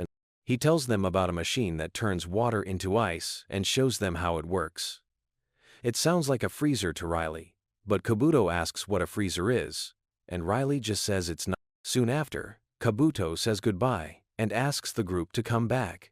He tells them that they can go to the second floor if they follow the rules. Kabuto tells Riley that they can see students practicing magic moves like fireballs on the second floor when Riley asks what's there. The above is very interesting. Ian calls the young master, who turns around and sees that everyone is waiting for him to take the test to see how good he is at. He asks what that is out of worry, and Sarah reminds him that it's the thing he agreed to test. Riley starts to make excuses, and Ian's energy gets stronger as he gets more excited. Riley sighs and says he will take the test, but he feels stressed. He sees the crystal disc as he gets closer to the machine and asks Kabuto how to use it. Kabuto tells him that all he has to do is put his hand on the crystal. It will light up as water builds up on it, showing him how much mana is in. Someone in the story thinks all he needs to do is put his hand there. Ian calls Kabuto and is worried. He wants to know what will happen if the gadget breaks because of too much. If that's the case, Kabuto says, the people at the tower would love to hire him, especially since he's so young. He tells them, though, that the crystal has still never. No one has ever been able to break it before, so just cracking it would show how smart the person is. Kabuto laughs and says that the sphere will never break unless Riley is a. He also says that Lord Astroa, who is in charge of the magic tower, and the military hero, whose name he can't remember, are among the people who have broken the.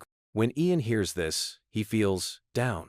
He tries to remember the hero's name but fails. When Sarah sees Ian's face, she asks him if he's expecting something special from the young. Riley looks into the crystal ball and asks, "Should I begin?" He then puts his hand on the crystal ball. Riley is lost while everyone else watches. Ian is shocked when he sees that the crystal ball doesn't do anything. The young master asks if it's over, and the others come over to find out what happened. From far away, Kabuto says that the answer is normal or average. Ian is shocked and asks how that's possible. When asked about his depression, he said that it was just normal. He asks if he can still become a mage, even though he is normal. Riley is excited. Kabuto tells him it's not a bad result, but he should learn simple magic first, because that should be enough. Ian, who is still shocked, says that it can't be true and that Riley can't be. Ian gets angry when the witch asks if he's okay. He grabs the crystal ball and cries out that it's definitely broken, insisting that something is wrong with it. When he tries to do that, Kabuto tries to stop him and tells him he can't. But Ian is adamant that the effect can't be. Riley, meanwhile, acts like he doesn't know what's going on and asks what they should eat because he's getting. The maid tells them that she made a table at a restaurant, and Iris says that Sarah said she was making something. Lady Iris tells Ian to stop and come with. Sarah is watching the scene and can tell from Kabuto's face that he needs help. She gets Ian's attention by telling him that she can't believe the young master Riley is using. Ian looks quickly because he is shocked and thinks that the young master's power might be changing other things. Ian gets ready to move because he is afraid of a possible power. But just then, Kabuto uses the distraction to take the crystal ball from Ian's hand. Ian gets angry when he realizes he was tricked, and Sarah starts to pull him along by telling him they're going to have lunch and that she made a table at a great restaurant. Ian doesn't want to give up now because he thinks Riley has a lot of promise and can make people jealous and get rid of the lazy sword's reputation. Finally feeling better, Kabuto says that Ian is. When Kabuto cleans the magic tower at night, he lets out a deep sigh and thinks about what kind of old man is that strong. Besides that, he says that the young master touched everything. When his boss comes up to him, he says that Kabuto is working hard and asks what happened that made him so tired. All of a sudden, a group of mages appears in front of the crystal ball, which makes them both puzzled. Fudo is interested, so he asks Kabuto for leave and says he'll come back to. Fudo pales as he walks toward the crowd and quickly looks back, which makes Kabuto even more confused. Kabuto gets angry and asks what's going on. Someone from the group of witches asks Kabuto if he covers the first. Kabuto says yes, because he doesn't understand. Orochi asks in a tense voice what it is. When Kabuto gets close to the blue crystal, he is confused to see that it is totally broken. Kabuto is shocked and doesn't understand how this could have happened since the Archmage is the only one who can use that stone to handle energy. He wonders how someone could have done that. Fudo says that they have a big problem if Kabuto doesn't know who did it. He tells her that terrible things will happen if Master Astroa finds out. Orochi, who is shaking, says they need to find the person who did it right away. One of the witches says that they might be blamed for what happened if they don't find the person who did it. Here is talk that this couldn't have been a normal person who did it, and they wonder who was on the first floor that day. When Kabuto got to work, they asked him if he saw anyone fishy. Because they don't have any proof, the mages start to worry that they're going to lose their heads. Everyone is shocked and scared when the big mana crystal breaks into pieces on the floor. The sound goes around the room, and people start yelling because of all the noise. Later, Iris calls her son to see how hard it is. He says it's not really, and that many things look interesting, but he doesn't think they are. He thinks a lot took place. For the first time in his life, he went to a temple. He thinks it was to avoid meeting a saint there. He was worried about having to take care of things again, just like in the last time. He also went to the tower. He thinks that he was gathering mana in a different way than in his previous life, and he was being careful not to get caught. He says that he's glad nothing bad happened in the end. Sarah tells Ian to feel better. He tells them that they couldn't have been wrong. Iris asks Riley if he thinks Ian did something important. The boy master asks his mom if she's not upset that her son has normal magic. She smiles and asks him if she shouldn't be happy that her son has at least normal magic. That's what he wants to know. At the same time, Ian is still unhappy with the outcome. The boy master grabs his mom's hand and asks if they can go check out something. The person who tried to steal Sarah's sword asks Beta in a dark area if he can eat a little more without his stomach bursting. Beta tells them that if they go too far, his tail will be stepped on. They need to get back to their main job since they messed up. His answer makes Hamel wonder if he means stealing, and if today isn't Solia's holiday day. It's not even midnight yet, so Beta says it's okay. If they lose today, they'll have to wait until the next fair. Based on the colors of the man's clothes, he says the man doesn't look very different. When he looks back, Hamel asks if he doesn't see a group of guards. He says they must be from the Countess. Even though Beta is annoyed, she sees a strange person and asks Hamel about them, saying that they must be very rich. Hamel asks if they are the same guys from before. Beta says yes, it was that guy who claimed he didn't know the girl was being attacked. He looks mean and says, T here is only a new man, a woman, a maid, and a well-dressed old man. Beta is going to do that to them, Hamel asks. Beta says he will punish those cruel people, because it is only a punishment and not something bad. It seems like there isn't a problem, but Hamel is shocked by those words. 2 noble guards are a great chance, yet he feels like something is trying to hurt him. When is the right time to decide if you want to go or not? After a short thought, Hamel says, "Let's go." Beta says that's the idea. They quickly run through the crowd, 1 on each side. When they get to the other side, they start counting to 3 in silence to start the task. They move in, and Ian sees Hamel right away. He elbows him, putting him out. He then kicks him in the leg, which hits the ground. Hamel tries to stand up, but his legs feel weak. Ian asks them where they are and what they are doing. Hamel stays quiet on the ground. At the same time, Sarah quickly stops Beta's arms from moving. Beta feels bad about himself. When asked if he thinks he would be safe after touching the young master of the Ippolita family, the butler just rolls his eyes and doesn't answer. When Hamel hears the name Ippolita, he gets scared because he thinks of that noble family whose country got its places by being good with swords. Sarah kicks Beta to the ground and asks where she saw those faces before, mentioning that they're from that group from the other day and calling them freaks. Beta stays quiet. There is a strong smell of filth coming from him, so the maid asks him if he's from downtown Solia.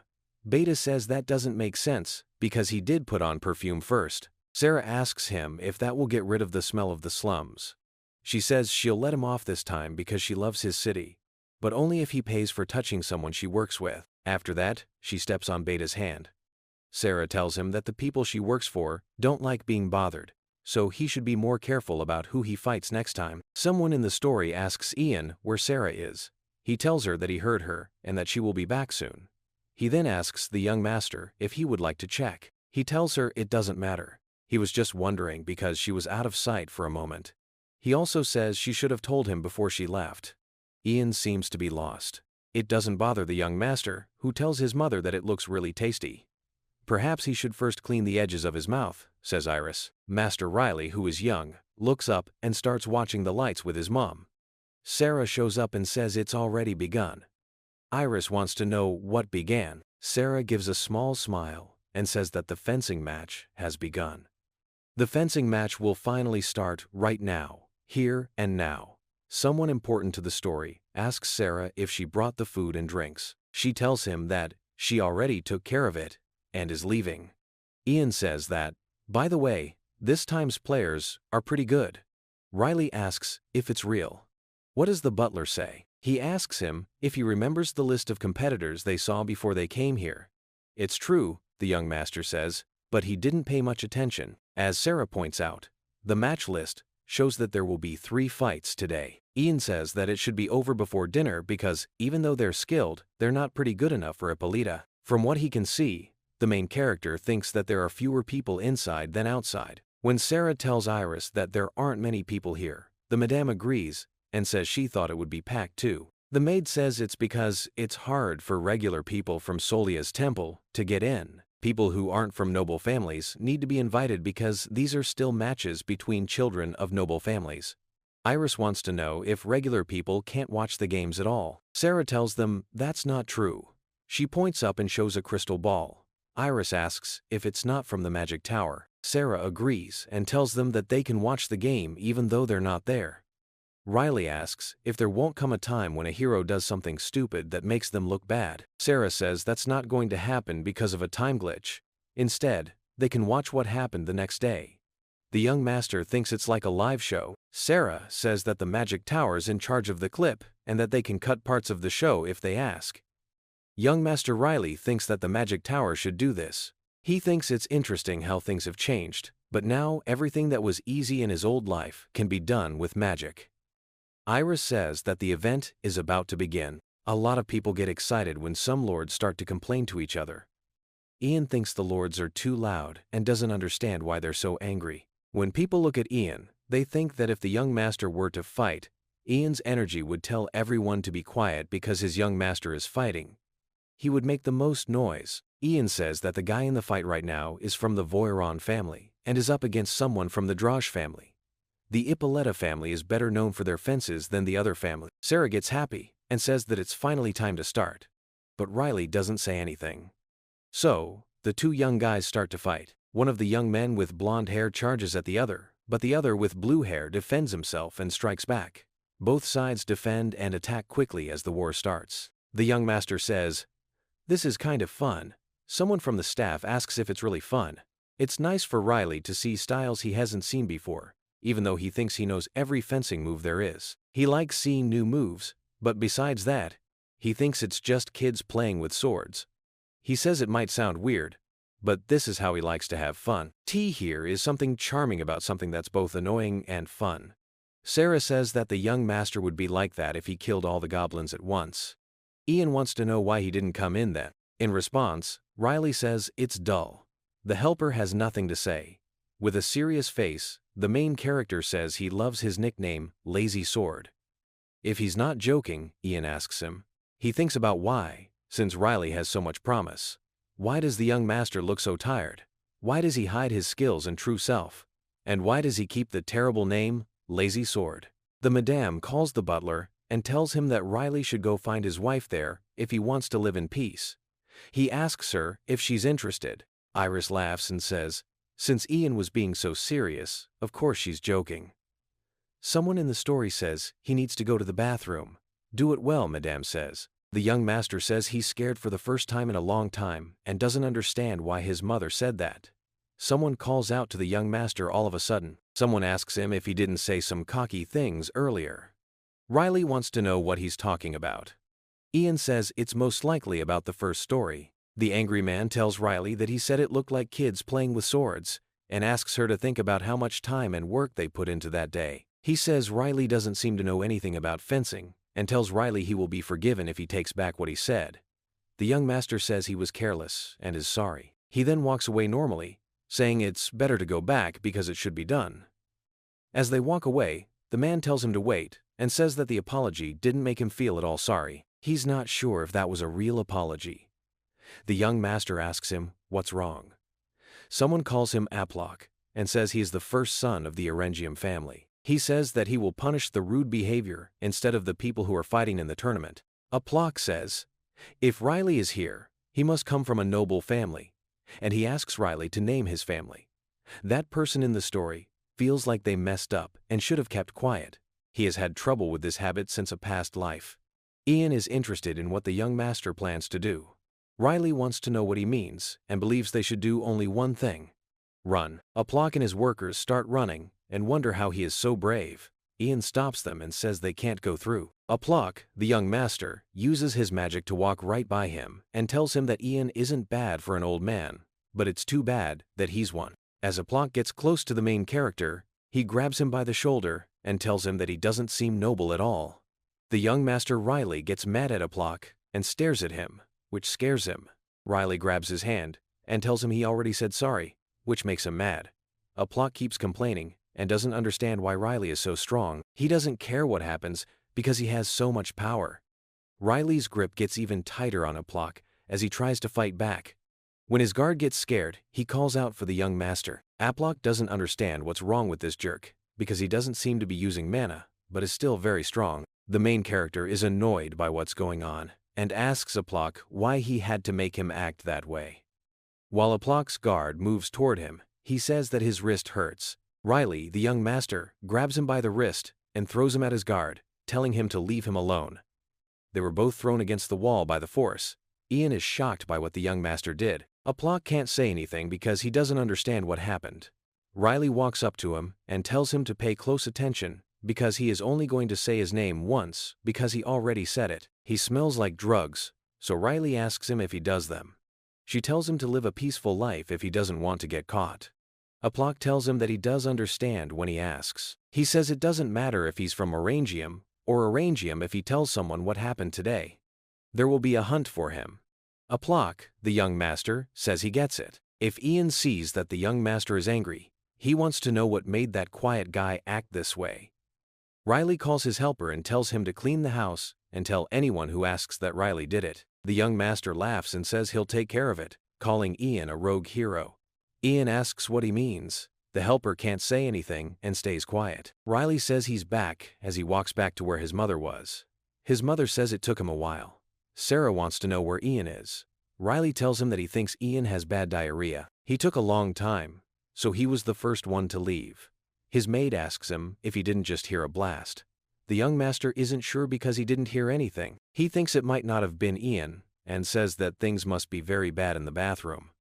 Sarah seems to be thinking, while Riley is enjoying his cold soda and exclaiming how nice it is. The main character says this is only the start and asks who they should watch in this match. Sarah says that a competitor is the choice to win and that a lot of people can't wait to see him. She is one of them. Riley then asks him if he is really in the running for the job. The maid agrees and asks if he sees the competitor who has 2 swords. Looking around, the young master thinks that Lloyd would be like him if he were the same age, even though the mood isn't too bad.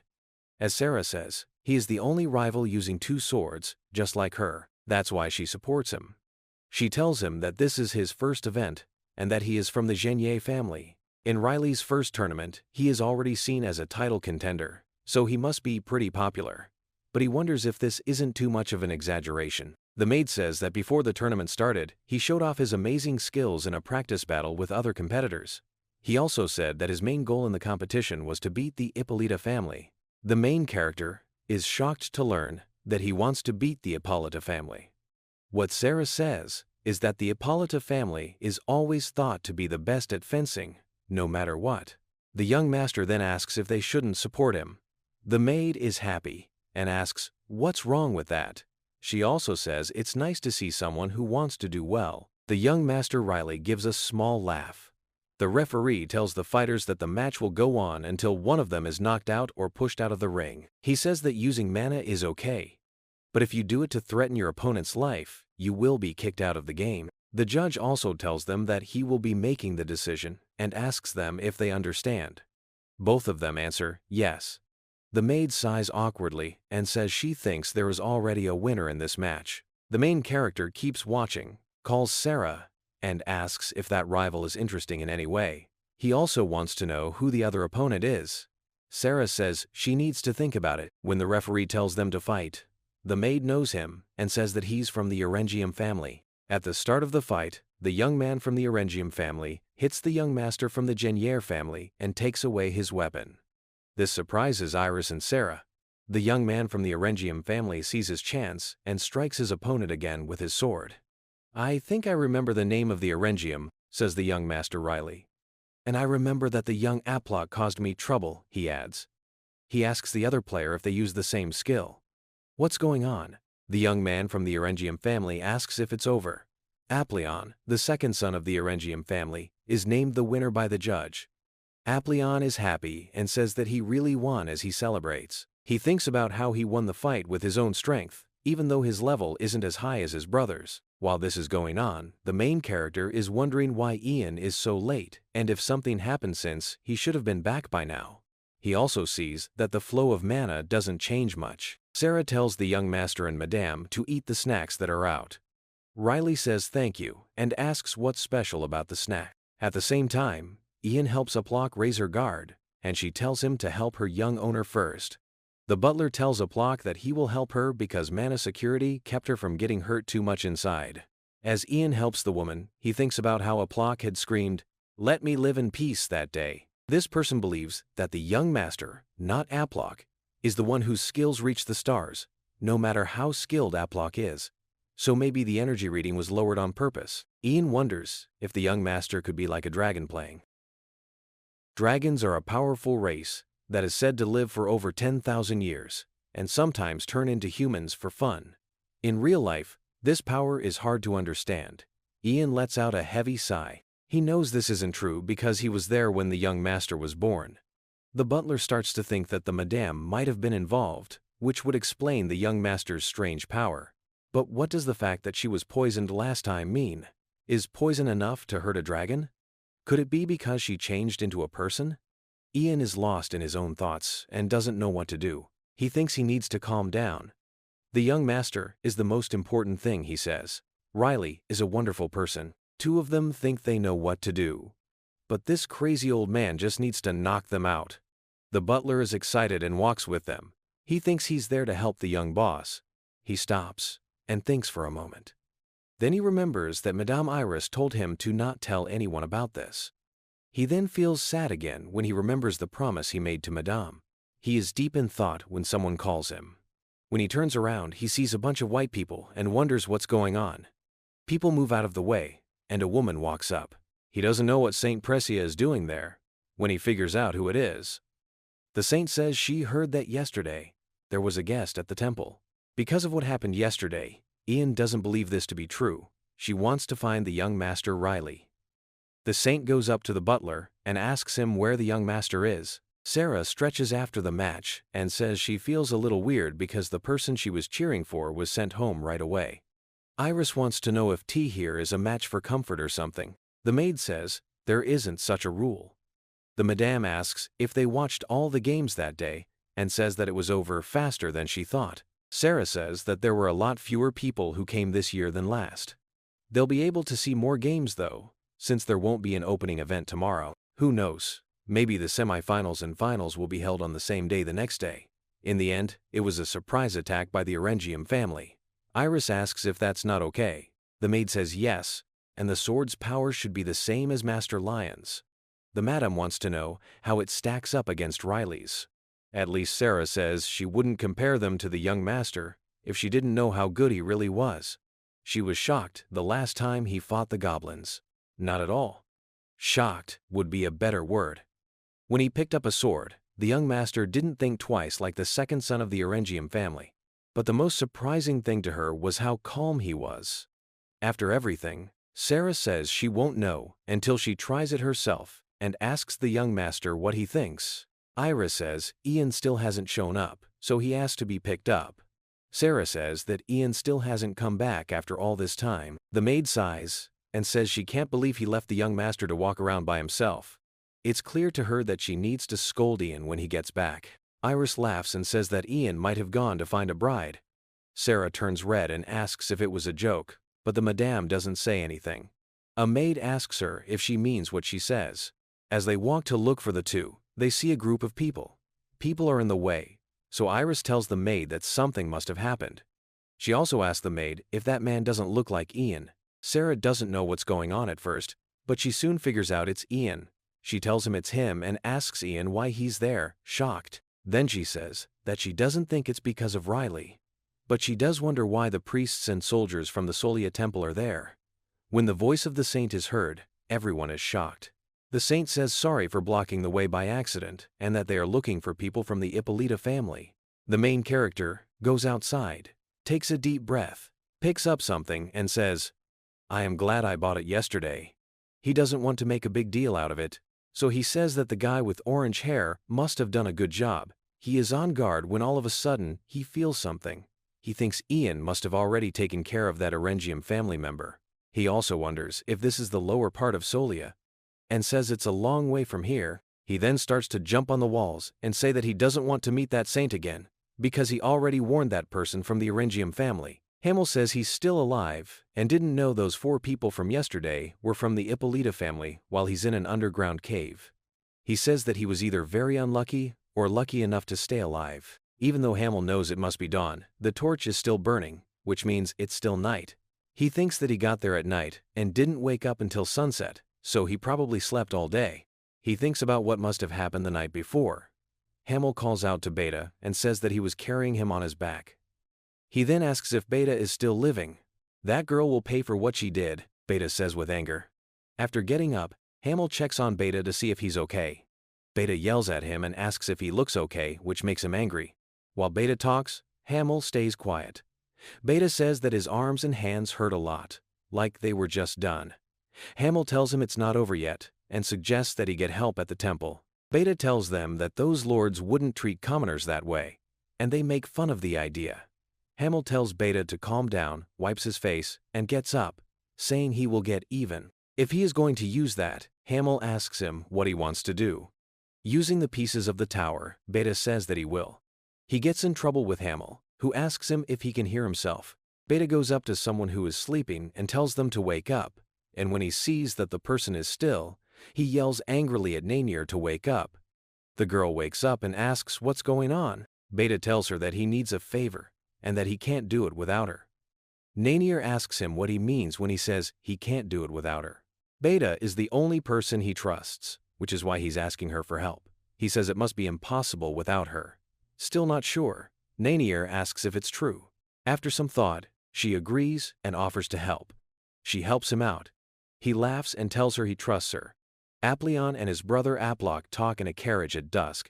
He says that in the competition, he broke his opponent's sword with just one hit, then ran straight and grabbed it. Aplion asks his brother what's wrong when he sees that he's acting strange. Aplok says that nothing took place. His brother says that he looks weird, and that he doesn't normally get this nervous, not even when he's competing. He gets angry and pushes him to the seat of the coach, telling him that he already told him nothing happened. While the guards watch, Aplion is confused by that. Aplok tells Aplion not to worry about it, because it's not important. When the main character is on top of the wagon wearing a mask, he says, "Thank goodness I know how to keep my mouth shut."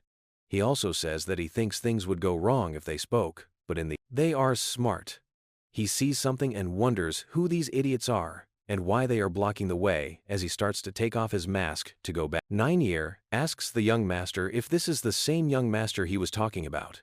Beta asks who the person in the mask is and says that he doesn't look quite like the person he remembers. Besides that, he notices that there is no escort and questions why he got into someone else's. Nainier says she doesn't know why T here is no security or why he's in the carriage, but she confirms that he is the driver. The guards for the Orangium family tell the two. Omega tells Nainier what they plan to do. Beta says that they might end their lives. The young master in the mask asks him what he said. Nainier starts to call on something in her hand and then casts the spell Thunderlance, which hits everyone in the train and knocks them out. Riley quickly jumps off. He finds the magic to be interesting because he has never seen it that strong in his past life. Nainier says she didn't see the attack. The people in the Orangium family yell that it's magic. They are using a power that does damage. The young master figures out that the girl in the hood is Sarah, the girl the thieves tried to trick. With a small smile, Nainier says Beta believed. This is what he asked her to do. He asked her to help him. She was the only one he thought could do it. Nainier then starts to work a huge spell and tells her she needs to live up to his standard. Riley looks at what's going on and asks if it might be a little risky. In another place, Sarah is shocked and says that he was sitting right next to her not long. The maid tells the saint that he was sitting there when he asked. He asks Sarah if he knows where he went. The maid tells him that he told her he was going to the bathroom. Sarah thinks the young master said he was going to find Ian because he looks scared. Miss Prisha is asked by Madame Iris if she wants to wait there. Prisha shuts up and takes a drink from her hand. Ian is watching her and doesn't understand what she's doing. He thinks she might be trying to use divine power. The person Irenes likes is going to use divine power to find the young master, he thinks. Saint Prisha keeps looking at the glass, annoyed. The helper doesn't understand. The priests are startled and confused when the saint suddenly breaks the glass in her hand. She knows what she did and asks Iris what she said. Madame Iris seems shocked by what she sees. Ian is shocked and thinks it must have something to do with the fight between the young master and Saint Prisha yesterday. After some thought, the butler thinks that she would still be mad about that, so he should stay away from the saint. The saint is called for by one of the priests. The saint, excited, asks what went on. He tells her that something happened in the center square just now. A red light comes out of nowhere in the sky. Everyone is shocked and doesn't understand what's going on. Things start to fall apart in the square because of dark magic, and people start screaming for help. The young master stands on top of a house and sees what's going on. He thinks he's only read about things like this, but this is the first time he's seen it for real. Nainier starts to use magic to try to hit the young master, but he easily avoids the attack. Meanwhile, the magic destroys the houses. Riley doesn't understand how she learned magic so quickly, since she is so young. When the city guards show up, they ask her who she is and tell her to give up right away, but Nainier uses black flame magic to burn the guard. The main character says he doesn't know about Syra, but thinks she or the Orangium boys will probably come. When he should be leaving, he doesn't understand why he's thinking about this now. He also thinks if he should stop her. The girl keeps using black flame magic to try to hit the young master, but he easily avoids her by jumping from house to house. The way she fights makes him wonder if this is magic and if he really needs to learn it. He thinks it's easier than fencing, which is very hard on the body. He also thinks about weaker magics, which can do things like teleportation. When Nainier starts to use ice spear magic, young Master Riley pulls out his sword and cuts through the ice magic with one stroke. He then suggests that Nainier might want to take a moment to look around. That the masked person was able to see through her magic shocks the girl. Beta is shocked and asks her what she's doing. He then tells her to kill him. The main character sees the man and thinks he's seen him before. He remembers that he and a coworker tried to rob them at the fair. Riley says that Ian and Syra worry too much, and that everything would have been fine if the problem had been dealt with properly. He lets out a heavy sigh because he knows T here is nothing else he can. Now that the mess is made, he'll just fix the things that are wrong. As Beta fights with her, the girl starts to feel scared.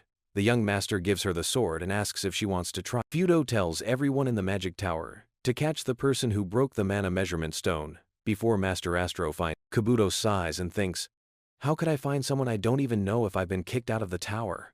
He says that there aren't many people who could have done it and wonders if it was Riley. The man says that Riley is a swordsman from his family, but that his magic isn't anything special. It doesn't make sense. It's not possible. A rock that the Archmage can't even break. How did that lazy person just touch it and break it? That's not reasonable. Everyone who was there will tell him the same thing.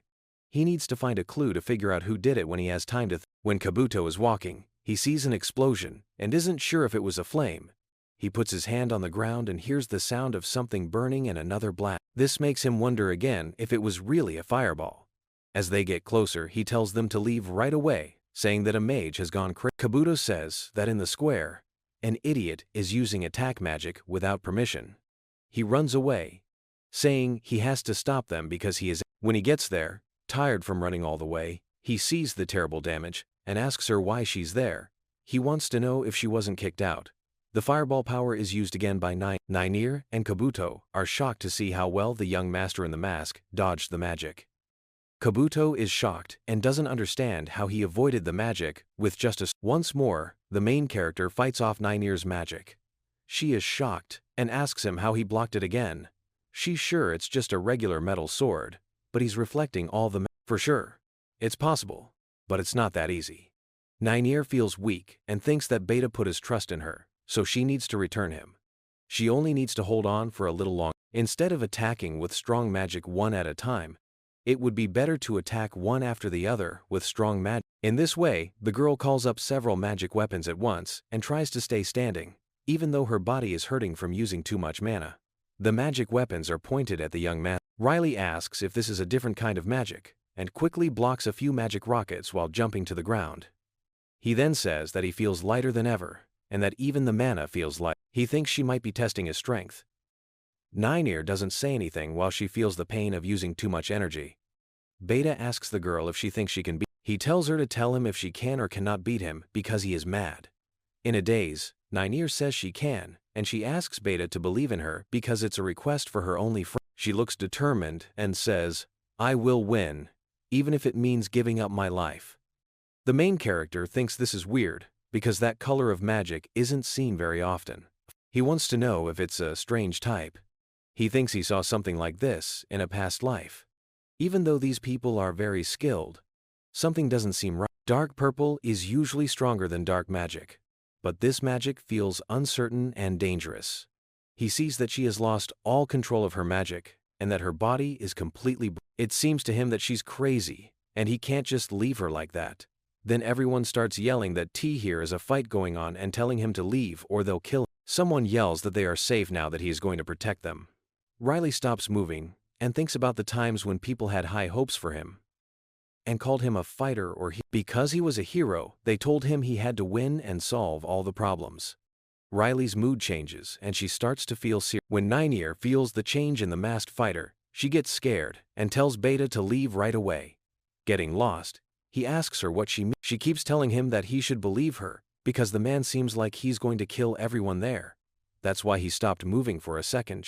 Beta needs to get away if he wants to stay alive. Beta is mad and tells her that he won't run away. He also calls her a spoiled brat and says that she can't die until the fight is over. He also says that she will be trash to him if she falls before him. Beta told Nainier that she believed in her, which shocked. Beta grabs her by the clothes and tells her that he fed her and gave her a place to sleep. He then asks her why she would spend money on such an ugly body. She is ugly, and he tells her that even the magic tower left her. All of a sudden, the main character starts to give off a scary vibe that spreads through the Beta gets chills and falls to the ground in fear. He says it's interesting, but he thinks scumbags like him shouldn't have to pay for food. He says that he can't take any more of this nonsense. Beta starts shaking so hard it's hard to touch. Nine-Ear sends the flame column around the fighter in a mask. As Riley quickly cuts through the magic with his sword, he wonders what the girl is up. The girl tells him not to hang out with Beta. The young master is shocked that she's still on his side after hearing that. He calls her even sillier than him for acting like a hero when she's not. Omega is told by Nine-Ear that they need to get away quickly. The young master slaps the girl on the back of the neck and tells her to be quiet for a minute because he needs to talk to Beta instead. The main character tells Beta that he's not nice because she touched him and won't let him. He says Beta made this happen to himself. Suddenly, someone cuts him off with a shield magic and tells him to stop. Riley gets mad and sees that an archmage has shown up. He is asked by the old man who he is.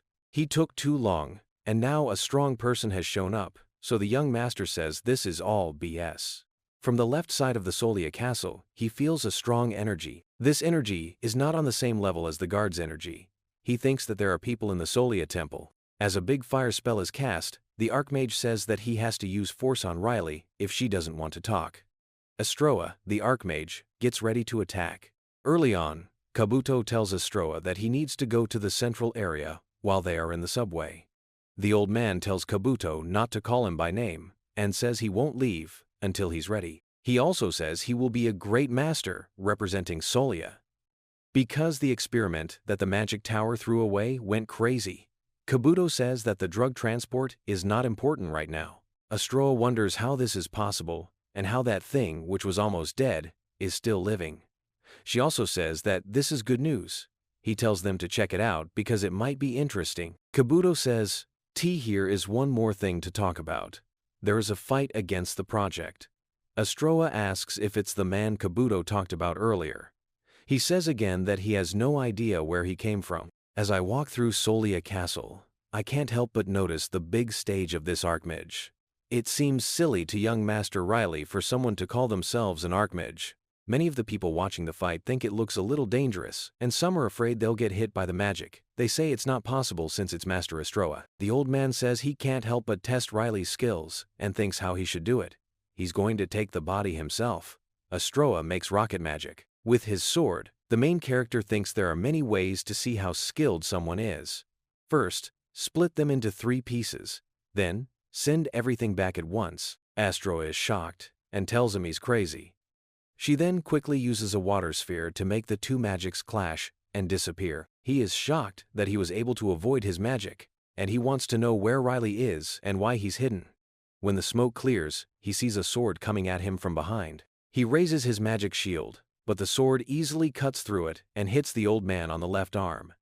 The old man gets mad and tells him, "You jerk." Once the smoke is gone, he doesn't know where Riley went since Beta's body is still on the ground.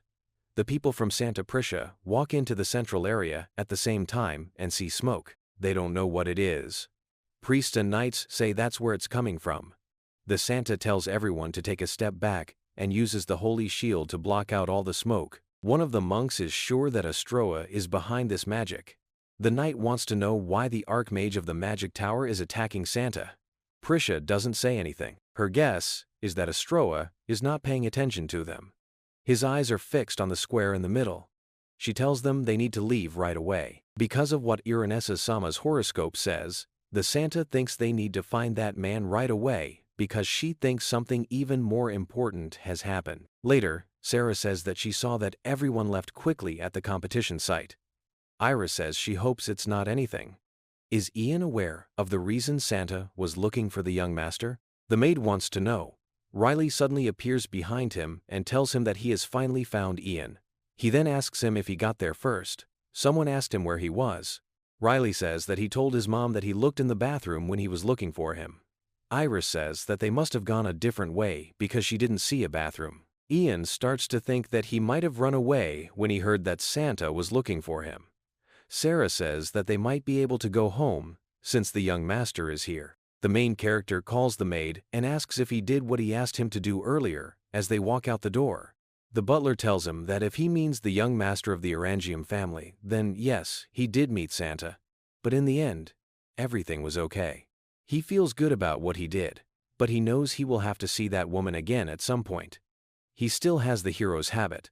One of the guards asks them why they want to leave Solia in another place. A plan tells them they don't need to say anything else because they need to find someone. The knight lets out a heavy sigh and says, "This is my job."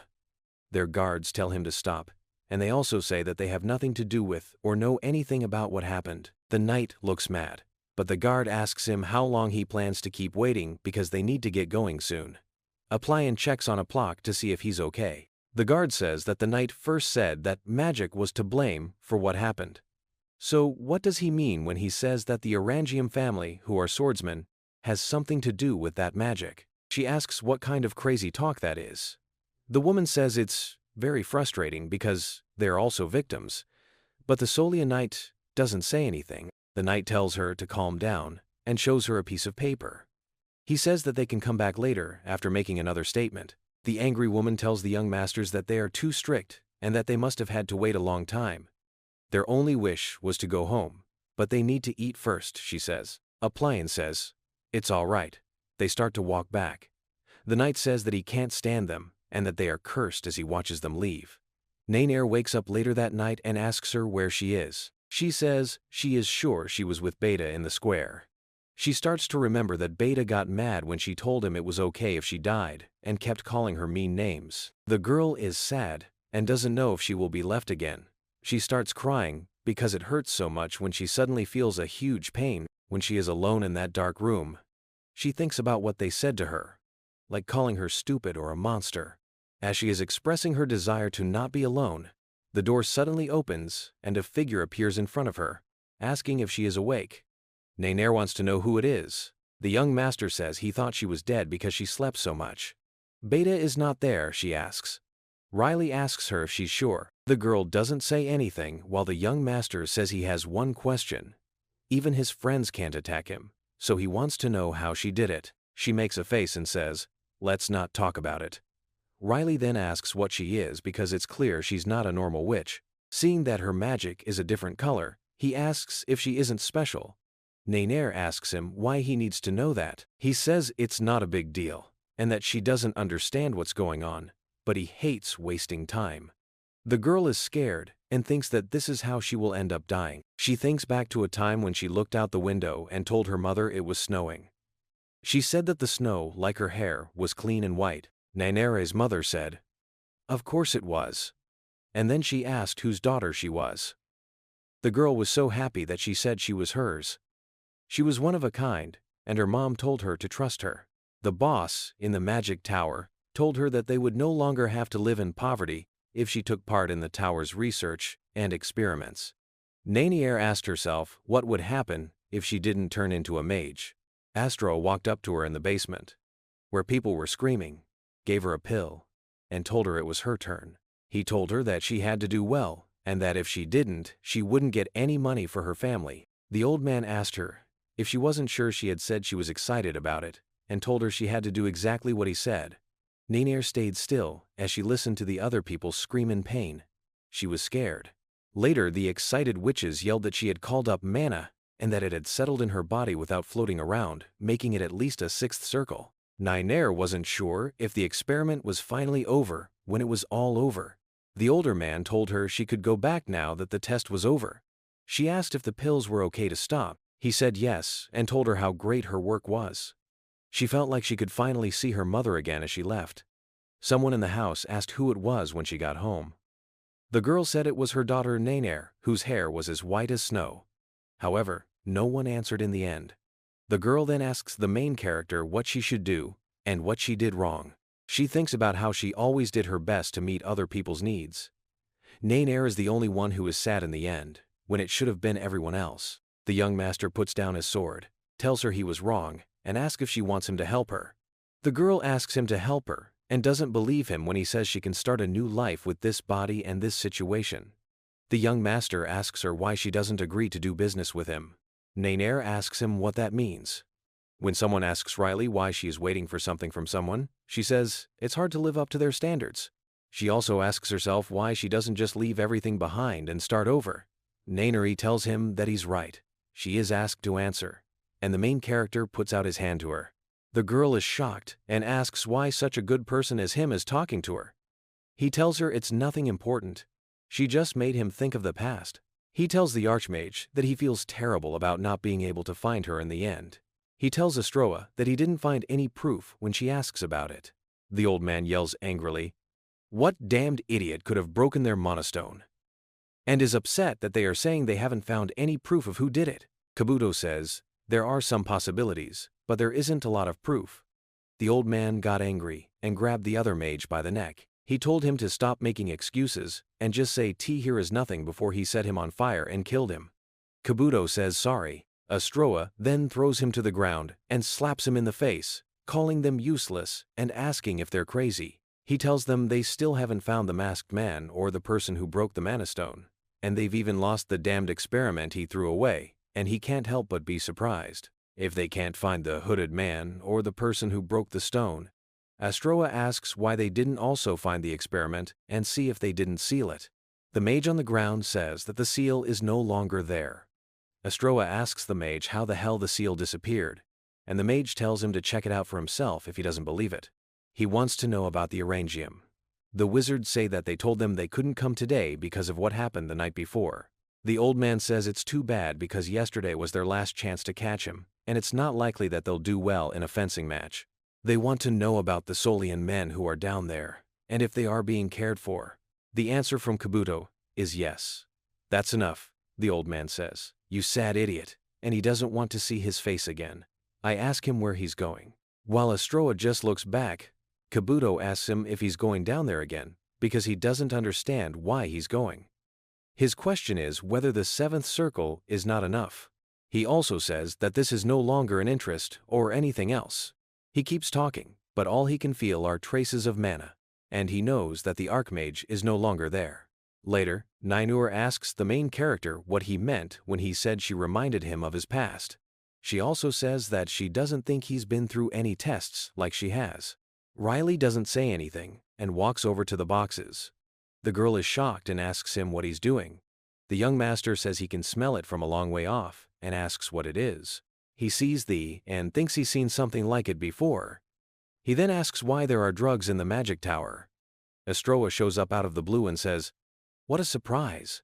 Nainur is shocked when the Archmage mocks her experiment and asks if they have a visitor they didn't expect.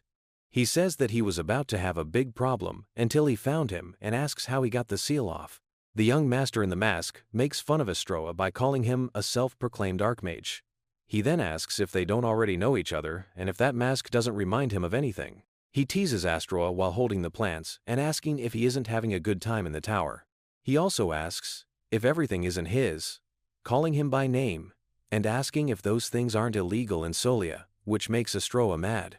Riley, the young master, says that all he was looking for was something that had to do with his friend, and asks him if he was lucky.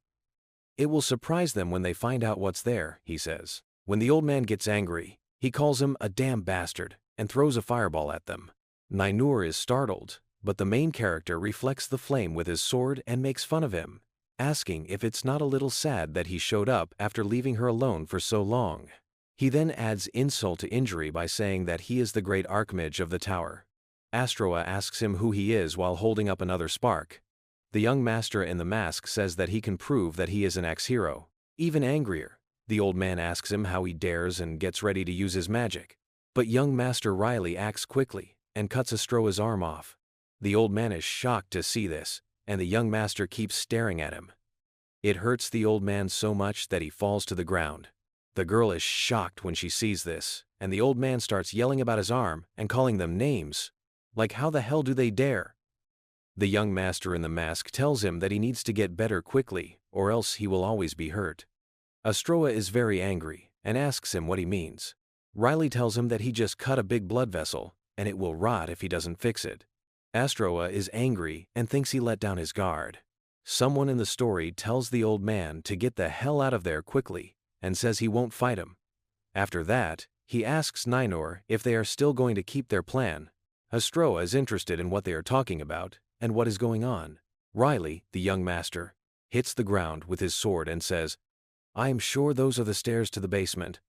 The old man is shocked and thinks this is nonsense. He asks him how he knows how to get to the basement. The main character uses his strength to drive the sword into the ground, which starts to break down the building. The old man is shocked when the man in the mask says he thinks he found it. He wonders if it's really there. Nainur stays quiet because he is surprised. Riley points out that that is where a number of biological studies are being done. Astroa screams that he gave the girl a chance and taught her magic, so she has no right to stab him in the back. He then asks if she is going to betray the tower.